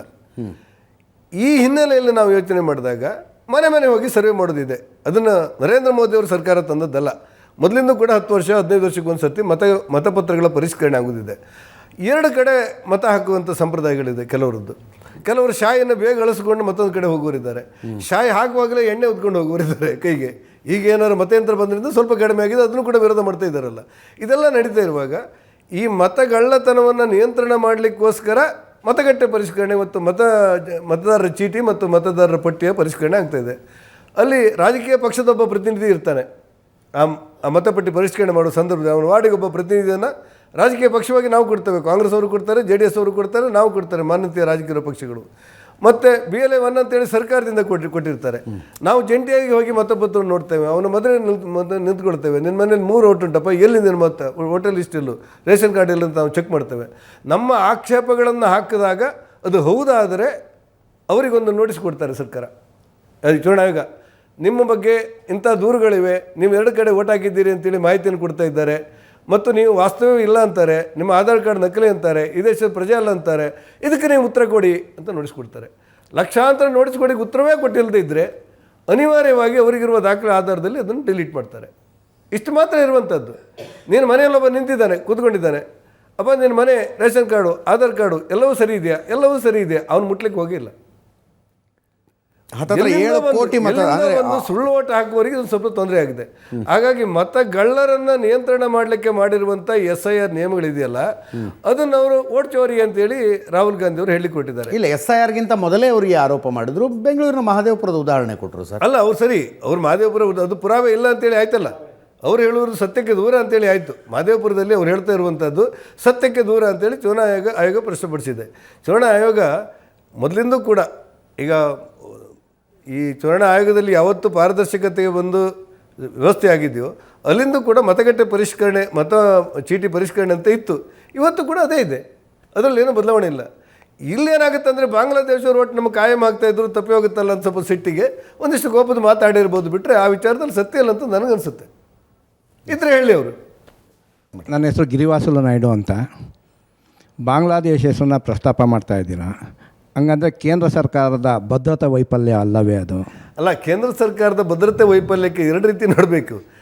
ಆ ರಾಜ್ಯ ಸರ್ಕಾರ ಈಗ ಎಲ್ಲ ಕಡೆಯೂ ಕೂಡ ಬೇಲಿಗಳನ್ನು ಅಳವಡಿಸೋ ಕೆಲಸ ಆಗಿದೆ. ಮೊನ್ನೆ ದೇಶದ ಗೃಹ ಮಂತ್ರಿ ಅಮಿತ್ ಶಾ ಅವರು ಏನು ಉತ್ತರ ಕೊಟ್ಟರು ಗೊತ್ತಾ ನಿಮಗೆ? ಈ ಪಶ್ಚಿಮ ಬಂಗಾಳದ ಗಡಿಯಲ್ಲಿ ಬೇಲಿ ಮಾಡಲಿಕ್ಕೂ ಬಿಡ್ತಾ ಇಲ್ಲ ಅಲ್ಲಿಯ ಸರ್ಕಾರ ಅಂತೇಳಿ. ಎಲ್ಲಿಯವರೆಗೆ ಅಂದರೆ ED ಅವರು ದಾಳಿ ಮಾಡಿದಾಗ ಮುಖ್ಯಮಂತ್ರಿಗಳೇ ಫೈಲ್ ತಗೊಂಡು ಹೋಗುವಂಥ ಪರಿಸ್ಥಿತಿ ನೀವು ನೋಡಿದ್ರಿ. ED ಅವರು ದಾಳಿ ಮಾಡ್ತಾರೆ ಒಂದು ಕಡೆ, ಆ ಕಡತವನ್ನು ಸ್ವತಃ ಮುಖ್ಯಮಂತ್ರಿ ಬಗಲಿ ಇಟ್ಕೊಂಡು ಹೋಗುವಂಥ ದೃಶ್ಯ ನೋಡಿದಾಗ ದಿಗ್ಭ್ರಮೆ ಆಗಿಬಿಡುತ್ತೆ. ಅಂದರೆ ಅಂಥ ಪರಿಸ್ಥಿತಿಗಳಿರುವಾಗ ಆ ರಾಜ್ಯದಲ್ಲಿ ನಿಮ್ಮ ED ಅವ್ರ ಮೇಲೆ ಅರೆಸ್ಟ್ ಮಾಡೋದಕ್ಕೆ ಹೋಗಿ ಪೊಲೀಸರು ಹೋಗಿ ಅರೆಸ್ಟ್ ಮಾಡ್ತಾರೆ. ಒಂದು ರೀತಿಯಲ್ಲಿ ನಿಮ್ಮ ಪ್ರಜಾಪ್ರಭುತ್ವ ಇಲ್ಲದೇ ಇರುವಂಥ ಕಾಡು ಮಾರ್ಗದ ಆಡಳಿತ ನಡೀತಾ ಇರುವಂಥ ಕಡೆ ಒಂದೇ ಸಾರಿ ಬಾಂಗ್ಲಾದೇಶವನ್ನು ಹೊರಗಾಕೋದು ಸುಲಭ ಅಲ್ಲ. ರಾಜ್ಯ ಸರ್ಕಾರದ ನೆರವಿಲ್ಲದೆ ಬಾಂಗ್ಲಾದೇಶವನ್ನು ಹೊರಗಾಗಲಿಕ್ಕೆ ಸುಲಭ ಇರೋದಿಲ್ಲ. ಇವತ್ತು ಕರ್ನಾಟಕದಲ್ಲಿ 4.5 ಲಕ್ಷ ಜನ ಆಕ್ರಮವಾಗಿ ಉದ್ಯೋಗ ಖಾತ್ರಿ ತಗೊಳ್ತಾ ಇದ್ದಾರೆ ಅಂತೇಳಿ ಒಂದು ವರದಿ ಬಂದಿದೆ. ಇವತ್ತು ನೀವು ನೋಡಿದ್ದೀರಿ ಅಂತ ನಾನು ಭಾವಿಸಿದ್ದೆ, ಪತ್ರಿಕೆಯಲ್ಲಿ ಬಂದು ನಾನು ಹೇಳ್ತೇನೆ. ಆ ಕಾರಣಕ್ಕೆ ಕೇಂದ್ರ ಸರ್ಕಾರ ರಾಜ್ಯ ಸರ್ಕಾರ ಜಂಟಿಯಾಗಿ ಕೆಲಸಗಳನ್ನು ಮಾಡಬೇಕು. ದೇಶದ್ರೋಹಿಗಳಿಗೆ ಬೆಂಬಲ ಕೊಡುವಂಥ ಕೆಲಸಗಳನ್ನು, ರಾಷ್ಟ್ರ ವಿರೋಧಿಗಳಿಗೆ ಬೆಂಬಲ ಕೊಡುವಂಥ ಕೆಲಸಗಳನ್ನು ಯಾವ ಪಕ್ಷವೂ ಮಾಡಬಾರ್ದು, ಯಾವ ಸರ್ಕಾರ ಮಾಡಬಾರ್ದು ಅನ್ನುವಂಥ ನಮ್ಮ ಬದ್ಧತೆಗೆ ಅನುಗುಣವಾಗಿ ಕೇಂದ್ರದ ಸಹಕಾರ ರಾಜ್ಯ ಸಹಕಾರ ಸಿಕ್ಕದಾಗಿ ನಡೆಯುತ್ತೆ. ರಾಜ್ಯ ಇಲ್ಲ ಇವರೆಲ್ಲರೂ ನಮ್ಮ ಜೊತೆಯಲ್ಲೇ ಇರಬೇಕು, ಕಾಯಂ ನಮ್ಗೆ ಓಟ್ ಹಾಕುವರು ಅಂತ ಗಲಾಟೆ ಮಾಡಿದರೆ ಕೇಂದ್ರ ಒಂದೇ ಸಾರಿ ಅದನ್ನು ನಿಯಂತ್ರಣ ಮಾಡೋದು ಕಷ್ಟ. ಇನ್ನೇನಾದರೂ ರಾಜ್ಯಪಾಲರ ಮೂಲಕ ಏನಾದರೂ ವರದಿ ತರಿಸ್ಕೊಂಡು ಸರ್ಕಾರದ ಮೇಲೆ ಕ್ರಮ ತಗೊಳ್ಬೇಕಾ? ನರೇಂದ್ರ ಮೋದಿಯವರು ಪ್ರಜಾಪ್ರಭುತ್ವ ಮೇಲೆ ನಂಬಿಕೆ ಇರುವವರು ಇಲ್ಲಿವರೆಗೆ ಯಾವುದೇ ರಾಜ್ಯ ಸರ್ಕಾರವನ್ನು ವಜಾ ಮಾಡುವಂಥ ಕೆಲಸಕ್ಕೆ ಕೈ ಇಕ್ಕಿಲ್ಲ. ಇದು ಬಹಳ ದೊಡ್ಡ ಒಂದು ಗೌರವ ಪ್ರಜಾಪ್ರಭುತ್ವಕ್ಕೆ ಅಂತ ನನಗನ್ಸುತ್ತೆ. ಸಾವರ್ಕರರ ಚರಿಷ್ಮಾ ಇಂಪಾರ್ಟೆಂಟಾ, ಚುನಾವಣಾ ಆಯೋಗದ ಗೌರವ ಇಂಪಾರ್ಟೆಂಟಾ? ಸಾವರ್ಕರ್ ಬಗ್ಗೆ ರಾಹುಲ್ ಗಾಂಧಿ ಏನೋ ಅಂದರು ಅಂತ ಯಾರೋ ಒಬ್ಬರು ಕಂಪ್ಲೇಂಟ್ ಮಾಡ್ತಾರೆ, ಕೇಸ್ ಆಗುತ್ತೆ, ರಾಹುಲ್ ಗಾಂಧಿ ಬಂದು ಕ್ಷಮೆ ಕೋರ್ತಾರೆ, ನಾನು ಹಿಂಗೆ ಮಾಡಬಾರ್ದಾಗಿತ್ತು ಅಂತ. ಆದರೆ ಚುನಾವಣಾ ಆಯೋಗದ ಬಗ್ಗೆ ಯಾರೇನು ಮಾತಾಡ್ಕೊಂಡು ಹೋದ್ರು ನೀವು ಸುಮ್ಮನೆ ಇರ್ತೀರಿ. ಇಲ್ಲ, ಚುನಾವಣಾ ಆಯೋಗ ನೋಟಿಸ್ಕೊಟ್ಟಿದೆ ಅವರಿಗೆ. ನನಗೆ ಗೊತ್ತಿರುವಂತೆ ಚುನಾವಣಾ ಆಯೋಗ ನೋಟಿಸ್ಕೊಟ್ಟಿದೆ. ಅವ್ರ ವಕೀಲರ ಮೂಲಕ ಸಾವರ್ಕರ್ ವಿಷಯಕ್ಕೆ ಬಂದರೆ ನಾವು ಡೀಲ್ ಮಾಡ್ತೀವಿ, ಚುನಾವಣಾ ಆಯೋಗದ ವಿಷಯಕ್ಕೆ ಬಂದರೆ ಅವ್ರು ಮಾಡ್ಕೊಳ್ಳಿ ಅಂತ. ಅಲ್ಲ, ಚುನಾವಣಾ ಆಯೋಗ ಅನ್ನೋದು ಒಂದು ಸ್ವಾಯತ್ತ ಸಂಸ್ಥೆ. ಚುನಾವಣಾ ಆಯೋಗ ತನ್ನ ರಕ್ಷಣೆ ಬೇಕು ಅಂತ ಚುನಾವಣಾ ಆಯೋಗಕ್ಕೆ ಕೇಂದ್ರ ಸರ್ಕಾರಕ್ಕೆ ಪತ್ರ ಬರೆದ್ರೆ ಅದಕ್ಕೆ ಬೇಕಾದಂಥ ಜವಾಬ್ದಾರಿಯನ್ನು ಮಾಡ್ಬೋದು. ಚುನಾವಣಾ ಆಯೋಗದ ಮೇಲೆ ಯಾರಾದರೂ ದೂರಿದರೆ, ಯಾರಾದರೂ ಸಂವಿಧಾನಬದ್ಧ ಜವಾಬ್ದಾರಿಯವರು ದೂರಿದರೆ ಉತ್ತರ ಕೊಡಲಿಕ್ಕೆ ಆಗದೇ ಇರುವಷ್ಟು ದುರ್ಬಲವಾಗಿ ಚುನಾವಣಾ ಆಯೋಗ ಇಲ್ಲ. ಆ ಸೆಷನ್ ಕಾಲದಿಂದ ಚುನಾವಣಾ ಆಯೋಗ ಸ್ವಲ್ಪ ಶಕ್ತಿ ಪಡೀತಾ ಬಂದಿದೆ. ಹಾಗಾಗಿ ಇವತ್ತು ನಮ್ಮ ಚುನಾವಣಾ ಆಯೋಗ, ಅದು ಯಾವ ಚುನಾವಣಾ ಆಯೋಗ ಆದರೂ ಕೂಡ ಚುನಾವಣಾ ಆಯೋಗ ಕೊಡುವಂಥ ಉತ್ತರಗಳು ಮತ್ತು ಪ್ರತಿಕ್ರಿಯೆಗಳೇ ಆ SIR ಬಗ್ಗೆ ಅವರ ಆರೋಪ ಸುಳ್ಳು ಅನ್ನೋದು ಸಾರ್ವಜನಿಕರಿಗೆ ಸತ್ಯ ಅರ್ಥ ಆಗ್ತಾ ಬಂದಿದೆ. ಮೋದಿ ಅಮಿತ್ ಶಾ ಅವರ ದೃಷ್ಟಿಯಲ್ಲಿ ಕರ್ನಾಟಕದ BJP ದಿವ್ಯ ನಿರ್ಲಕ್ಷ್ಯಕ್ಕೊಳಗಾಗಿದೆ ಅಂತ ಅನ್ಸೋದಿಲ್ವಾ? ಇಲ್ಲಿಷ್ಟೆಲ್ಲ ಗೊಂದಲಗಳಿದ್ದಾವೆ ಸರ್, ಬಹಿರಂಗವಾಗಿ ಮಾತಾಡ್ತಾರೆ, ಯಾವುದಕ್ಕೂ ತಲೆ ಹಾಕೋದಿಲ್ಲ ಅವರು. ಉಳಿದ ರಾಜ್ಯಗಳ ಬಗ್ಗೆ ತಲೆ ಕೆಡಿಸ್ಕೊಂಡಿದ್ದಾರೆ, ಉಳಿದ ರಾಜ್ಯಗಳ ಸಂಘಟನೆಗಳ ಬಗ್ಗೆ ತಲೆ ಕೆಡಿಸ್ಕೊಂಡಿದ್ದಾರೆ. ನಿಜಾನ ಸುಳ್ಳ? ನೀವು ನಮ್ಮನೆ ಎಲ್ಲಾದರೂ ಒಂದು ಹಂಚು ಗಡಿಬಿಡಿಯಾಗಿ ಸ್ವಲ್ಪ ನೀರು ಬರ್ತಾ ಇದ್ದರೆ ಮನೆಯಲ್ಲಿದ್ದವ್ರು ಒಂದು ಸತಿ ರಿಪೇರಿ ಮಾಡ್ಕೊಳ್ಳಿ ಅಂತ ಸುಮ್ಮನೆ ಇರ್ತಾರೆ. ಹಾಗೆ ನಮ್ಮಲ್ಲೇ ರಿಪೇರಿ ಆಗುತ್ತೆ ಆಗಿದೆ ಏನೂ ತೊಂದರೆ ಇಲ್ಲ. ಸಣ್ಣ ಪುಟ್ಟ ಲೋಪಗಳಿದ್ದರೆ ಅದು ಸರಿಪಡಿಸುವಂಥ ಶಕ್ತಿ ಈ ರಾಜ್ಯಕ್ಕಿದೆ. ಹಾಗಾಗಿ ಆಗುತ್ತೆ, ಏನೂ ತೊಂದರೆ ಇಲ್ಲ. ಎಸ್ ಸರ್ ನಮಸ್ತೆ, ನನ್ನ ಹೆಸರು ವಿಜಯ್ ಅಂತ. ಸರ್, ಇದು ಇತ್ತೀಚೆಗೆ 2023ರಲ್ಲಿ ಹೊಸದಾಗಿ ಆಯ್ಕೆ ಆಗಿರೋಂಥ MLAಗಳು ನೋಡಿದ್ರೆ ಎಲ್ಲ ರೌಡಿಗಳು, ಗೂಂಡಾಗಳು, ಮತ್ತು ಬೆಟ್ಟಿಂಗ್ ದಂಧೆ ನಡೆಸುವಂಥವ್ರು ಇಂಥವರೇ ಬಂದಿದ್ದಾರೆ. ಸೊ ನಿಮ್ಮನ್ನು ನಾವು ಸರಳ ಸಜ್ಜನಿಕೆ ರಾಜಕಾರಣಿ ಎಲ್ಲ ಪಕ್ಷಗಳಿಂದಲೂ ಎಲ್ಲ ಪಕ್ಷಗಳಿಂದನೂ ಕೂಡ. ಸೊ ನಿಮ್ಮನ್ನು ನಾವು ನೋಡೋದಾದರೆ ನಿಮ್ಮಂಥ ರಾಜಕಾರಣಿಗಳು ಇಲ್ಲಿಗೆ ಕೊನೆಯಾಗಿದೆ. ಸೊ ಇದೊಂದು ಹೊಸ ಪರ್ವ ಸ್ಟಾರ್ಟ್ ಆಗ್ತಿದೆ ಸರ್ ಈಗ ಎಲ್ಲ. ಸೊ ಏನಾಗ್ಬೋದು ಇನ್ನು ರಾಜಕೀಯ ಮುಂದಿನ ದಿನಗಳಲ್ಲಿ? ನೀವು ಒಂದು ಸರ್ತಿ ಅಸೆಂಬ್ಲಿಯಲ್ಲಿ ಒಂದು ಚರ್ಚೆ ಬಂತು, ಅಸೆಂಬ್ಲಿಯಲ್ಲ ಕೌನ್ಸಿಲಲ್ಲಿ ಒಂದು ಚರ್ಚೆ ಬಂತು.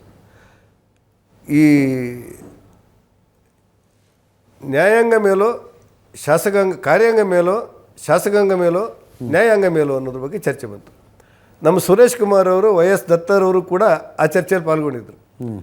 ಕೊನೆಗೆ ಎಲ್ಲ ಆದ ನಂತರ ಎಲ್ಲರೂ ಕೂಡ ಕೆಲವರು ನ್ಯಾಯಾಂಗ ಇದ್ದದಕ್ಕೋಸ್ಕರ ಈ ದೇಶ ಉಳಿದಿತ್ತು, ಸುಪ್ರೀಂ ಕೋರ್ಟ್ ಇಲ್ಲದೇ ಇದ್ದ ದೇಶ ಏನೋ ಆಗ್ತಿತ್ತು ಅಂತ ಹೇಳಿದರು. ಕೆಲವರು ಅಧಿಕಾರಿಗಳ ಬಗ್ಗೆ ಮಾತಾಡಿದರು. ಇಂಥ ಅಧಿಕಾರಿ ಇದ್ದ, ಅವನು ತನ್ನ ಪೆನ್ನು ಕೂಡ ತನ್ನ ಖಾಸಗಿ ಕೆಲಸಕ್ಕೆ ತನ್ನ ಪೆನ್ನನ್ನೇ ಉಪಯೋಗಿಸ್ತಿದ್ದ ಅಂತ ಹೇಳಿದರು. ಮತ್ತು ಕೆಲವರು ರಾಜಕಾರಣಿಗಳ ಬಗ್ಗೆ, ಆದರ್ಶಗಳ ಬಗ್ಗೆ ಮಾತಾಡಿದರು. ಆಗ ನಾಣ್ಯ ಹೇಳ್ತಾರೆ ಅಂದರೆ ಕಾರ್ಯಾಂಗವೂ ಮೇಲೂ, ನ್ಯಾಯಾಂಗವೂ ಮೇಲೂ, ಶಾಸಕಾಂಗವೂ ಮೇಲೂ. ಆದರೆ ಇವರೆಲ್ಲರನ್ನ ಆಯ್ಕೆ ಮಾಡೋದು ಜನಾಂಗ. ಜನಾಂಗ ಒಂದು ರೂಪಾಯಿ ಆಸೆ ಆಕಾಂಕ್ಷೆಗಳಿಲ್ಲದೆ ಸರ್ವಶ್ರೇಷ್ಠ ವ್ಯಕ್ತಿಯನ್ನು ನಾನು ಆಯ್ಕೆ ಮಾಡ್ತೇನೆ ಅಂತ ನಿರ್ಧಾರ ಮಾಡಿದಾಗ ಈ ಸಮಸ್ಯೆಗೆ ಪರಿಹಾರ ಸಿಗುತ್ತೆ ಅಂತ ಹೇಳಿದ್ದಾರೆ. ಅದಕ್ಕಿಂತ ಒಳ್ಳೆಯ ಉತ್ತರ ನಂಗೆ ಇಲ್ಲಿವರೆಗೆ ಸಿಕ್ಕಿಲ್ಲ. ಶ್ರೀನಿವಾಸ್ ಪೂಜಾರಿ ಅವರೇ, ಫೆಬ್ರವರಿ 1 ಬಜೆಟ್, ಸೆಂಟ್ರಲ್ ಬಜೆಟ್ ಇದೆ. ರಾಜ್ಯಕ್ಕೆ ಏನಾದ್ರು ನಿರೀಕ್ಷೆಗಳಿದೆಯಾ? ಸಹಜವಾಗಿರುತ್ತೆ. ಅಲ್ಲ ಅಂದರೆ ಏನಾದ್ರು ಆಗುತ್ತಾ ಅಂತ, ಕರ್ನಾಟಕ ಸ್ಪೆಸಿಫಿಕ್ ಏನಾದರೂ ಇಂಥದ್ದೇನೋ ನಾವು ಕೇಳಿ ನಾವೆಲ್ಲ MP ಗಳು ನಮ್ಮ ಪರವಾಗಿ ಕೊಟ್ಟಿದ್ದೇವೆ. ನಮ್ಮ ಕ್ಷೇತ್ರದಲ್ಲಿ ಈ ರಾಷ್ಟ್ರೀಯ ಹೆದ್ದಾರಿ, ಹೊಸ ರಾಷ್ಟ್ರೀಯ ಹೆದ್ದಾರಿ ಆಗಬೇಕಂತ ಕೊಟ್ಟಿದ್ದೇವೆ. ನಮ್ಮಲ್ಲಿ ವಿಮಾನ ನಿಲ್ದಾಣಗಳು ಹೆಚ್ಚುವರಿ ಆಗಬೇಕಾದಂಥ ಅವಶ್ಯಕತೆಗಳಿದೆ ಅಂತ ನಾವೆಲ್ಲ ಕೊಟ್ಟಿದ್ದೇವೆ. ನಮ್ಮ ಇದರೊಳಗೆ ಎಲ್ಲ MP ಗಳು ಕೊಟ್ಟಿದ್ದೇವೆ. ಮತ್ತು ಕೆಲವು ಕಡೆಗಳಲ್ಲಿ ಈ ರಾಜ್ಯ ಹೆದ್ದಾರಿ ಅಂತ ಇದೆಯಲ್ಲ, PWD, ಅದನ್ನು ಮೇಲ್ದರ್ಜೆಗೆ ಏರಿಸಬೇಕು ಅಂತೇಳಿ ಕೊಟ್ಟಿರ್ತೇವೆ. ಸುಮ್ಮನೆ ಕೆಲವು ನಗರಗಳಲ್ಲಿ ಮೆಟ್ರೋಗಳನ್ನು ಮಾಡ್ಬೋದಾ ರಾಜ್ಯ ಮತ್ತು ಕೇಂದ್ರದ ಸಹಭಾಗಿತ್ವದಲ್ಲಿ ಅಂತೇಳಿ ಮೆಟ್ರೋಗಳನ್ನು ಕೊಟ್ಟಿರ್ತೇವೆ. ಆದರೆ ನಾಳೆ ಅದನ್ನೆಲ್ಲ ಘೋಷಣೆ ಮಾಡ್ತಾರೆ ಅಂತಲ್ಲ, ಆದರೆ ಆ ಒಂದೊಂದು ಇಲಾಖೆಯಲ್ಲೂ ಕೂಡ ನಮ್ಮ ರೈಲ್ವೆಯನ್ನು, ನಮ್ಮ ವಿಮಾನವನ್ನು, ನಮ್ಮ ರಾಷ್ಟ್ರೀಯ ಹೆದ್ದಾರಿಯನ್ನು ಮತ್ತು ನಮ್ಮ ಅನೇಕ ಯೋಜನೆಗಳನ್ನು ಕೂಡ ಕೊಟ್ಟಿರ್ತೇವೆ. ಆ ಯೋಜನೆ ಹೀಗಿರಬೇಕು ಅಂತ ಕೊಟ್ಟಿರ್ತೇವೆ. ಇದ್ರ ಬಗ್ಗೆ ಎಲ್ಲ ಏನೋ ನಿರ್ಧಾರ ಮಾಡ್ತಾರೆ. ಕರ್ನಾಟಕಕ್ಕೆ ನಾವು ಊಹೆ ಮಾಡೋದಕ್ಕಿಂತ ಹೆಚ್ಚಿನ ಆರ್ಥಿಕ ಶಕ್ತಿ ಹರಿದು ಬರುತ್ತೆ ಅಂತ ವಿಶ್ವಾಸ ನನಗಿದೆ. ಒಬ್ಬ ಸಂಸದರಾಗಿ ನೀವು ನಿಮ್ಮ ಕ್ಷೇತ್ರಕ್ಕೆ ಮಾಡಿದ ಕೆಲಸ ಯಾವುದು ನಿಮ್ಗೆ ಅತ್ಯಂತ ತೃಪ್ತಿ ಕೊಟ್ಟ ಕೆಲಸ ಯಾವುದು? ಈಗ ನಮ್ಮ ಮಾಡಬೇಕು ಆಗ್ತಿಲ್ಲ. ಈಗ ನನಗೆ 2 ಜಿಲ್ಲೆ ಬರುತ್ತೆ, ಉಡುಪಿ ಮತ್ತು ಚಿಕ್ಕಮಗಳೂರು ಬರುತ್ತೆ. ನನಗೆ ಆಗುಂಬೆಯಿಂದ ಪ್ರಾರಂಭವಾಗಿ ಶೃಂಗೇರಿಯ ಮೂಲಕ ಚಿಕ್ಕಮಗಳೂರಿಗೆ ಇರುವಂಥ ರಾಜ್ಯ ಹೆದ್ದಾರಿಯನ್ನು ರಾಷ್ಟ್ರೀಯ ಹೆದ್ದಾರಿಯಾಗಿ ಪರಿವರ್ತನೆ ಮಾಡಬೇಕಂತ ಪ್ರಧಾನಮಂತ್ರಿ ಅವ್ರ ಹತ್ರ ಕೊಟ್ಟಿದ್ದೆ. ಅದು ಇವತ್ತು ಸ್ಕ್ರೂಟಿನಿ ಬರ್ತಾ ಇದೆ. ಬಜೆಟಲ್ಲಿ ಸೇರ್ಬೋದು ಅಂತ ನನಗೆ ಆಸೆ. ಘೋಷಣೆ ಮಾಡದೇ ಇದ್ರೂ ಕೂಡ ಸೇರುತ್ತೆ ಅಂತ ನನಗೆ ಆಸೆ. ಈ ನಮ್ಮ ಉಳ್ಳಾಲದಿಂದ ಪ್ರಾರಂಭವಾಗಿ ಕಾರವಾರದವರೆಗೆ ಈಗಿರುವಂಥ ರಾಷ್ಟ್ರೀಯ ಹೆದ್ದಾರಿ ಅಗಲೀಕರಣ ಆಗೋದು ಕಷ್ಟ. ಯಾಕಂದರೆ ಭಾಳ ದೊಡ್ಡ ಬಿಲ್ಡಿಂಗ್ಗಳು ಇದೆ. ಹಾಗಾಗಿ ಉಳ್ಳಾಲದಿಂದ ಪ್ರಾರಂಭ ಮಾಡಿ ರೈಲ್ವೆ ಹಳಿಯ ಪಕ್ಕದಲ್ಲಿ ಕಾರವಾರದವರೆಗೆ ಒಂದು ವಿಸ್ತೃತವಾದಂಥ ಎಕ್ಸ್ಪ್ರೆಸ್ ವೇಯನ್ನು ಮಾಡಬೇಕು ಅಂಥೇಳಿ ಕೊಟ್ಟಿದ್ದೆ. ಹಾಗೆ ಕೊಡೋದ್ರಿಂದ 50% ಅಲ್ಲ 70% ಅಪಘಾತಗಳು ಕಡಿಮೆ ಆಗುತ್ತೆ ಅಂತೇಳಿ ಈ ವರದಿಗಳು ಹೇಳ್ತವೆ. ಹೊಸ ಒಂದು ಹೆದ್ದಾರಿಯ ಸೃಷ್ಟಿಯಾದರೆ ಮಂಗಳೂರಿಂದ ಕುಂದಾಪುರದವರೆಗೆ, ಬೈಂದೂರಿನವರೆಗೆ ಒಂದು ಮೆಟ್ರೋ ಮಾಡಬೇಕು ಅಂತ ಹೇಳಿ ಕೊಟ್ಟಿದ್ದೆ. ಅದಕ್ಕೇನೋ ಜಪಾನ್ ಸಹಭಾಗಿತ್ವ ತಗೊಳ್ತಾರೆ. ಇದೊಂದು ಕನಸು ಅಂತ ಹೇಳ್ಬೋದು, ಯಾರು ಭ್ರಮೆ ಅಂತ ಹೇಳ್ಬೋದು, ತಪ್ಪೇನಿಲ್ಲ. ಮೆಟ್ರೋ ನಗರದ ಒಳಗಡೆಯ ಸಂಚಾರಕ್ಕೆ ಮೆಟ್ರೋ ಇರೋದು ಅಲ್ಲಲ್ಲ. ನಮಗೆ ನೀವು ಹೇಳೋದು ಬೆಂಗಳೂರಿಗೆ ಸೀಮಿತಗೊಳಿಸಿ.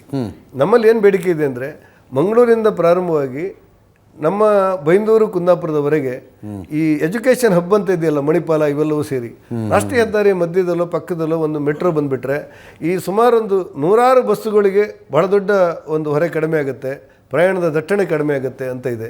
ಎಕ್ಸ್ಪ್ರೆಸ್ ವೇ ರಚನೆ ಆದರೆ ಎಲ್ಲ ಲೌಡ್ ತುಂಬಿದಂಥ ಲಾರಿಗಳು ಅದರಲ್ಲೇ ಹೋದರೆ ಇಲ್ಲಿ ಅಪಘಾತಗಳು ಕಡಿಮೆ ಆಗುತ್ತೆ ಅಂತ ಇದೆ.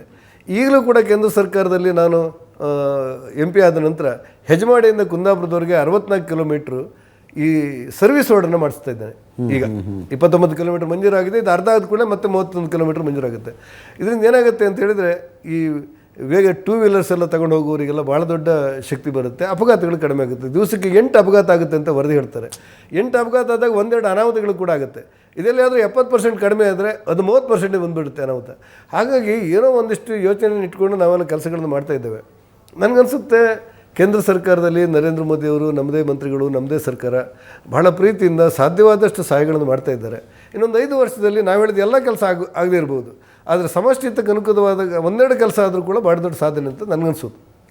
ಧನ್ಯವಾದ ಶ್ರೀನಿವಾಸ್ ಪೂಜಾರಿ ಅವರೇ. ಎಷ್ಟೊತ್ತು ನನ್ನ ಪ್ರಶ್ನೆಗಳಿಗೆ ಮತ್ತು ಇವರೆಲ್ಲರ ಪ್ರಶ್ನೆಗಳಿಗೆ ಉತ್ತರ ಕೊಟ್ಟಿದ್ದಕ್ಕೆ ತಮಗೂ ಕೂಡ ಧನ್ಯವಾದ. ಇದರೊಂದಿಗೆ ಈ ವಾರದ ನ್ಯೂಸ್ ಅವರ್ ಸ್ಪೆಷಲ್ ಮುಗಿಸ್ತಾ ಇದ್ದೀನಿ. ನೇರ ದಿಟ್ಟ ನಿರಂತರ ಸುದ್ದಿಗಾಗಿ ನೋಡ್ತಾ ಇರಿ ಏಷ್ಯಾನೆಟ್ ಸುವರ್ಣ ನ್ಯೂಸ್.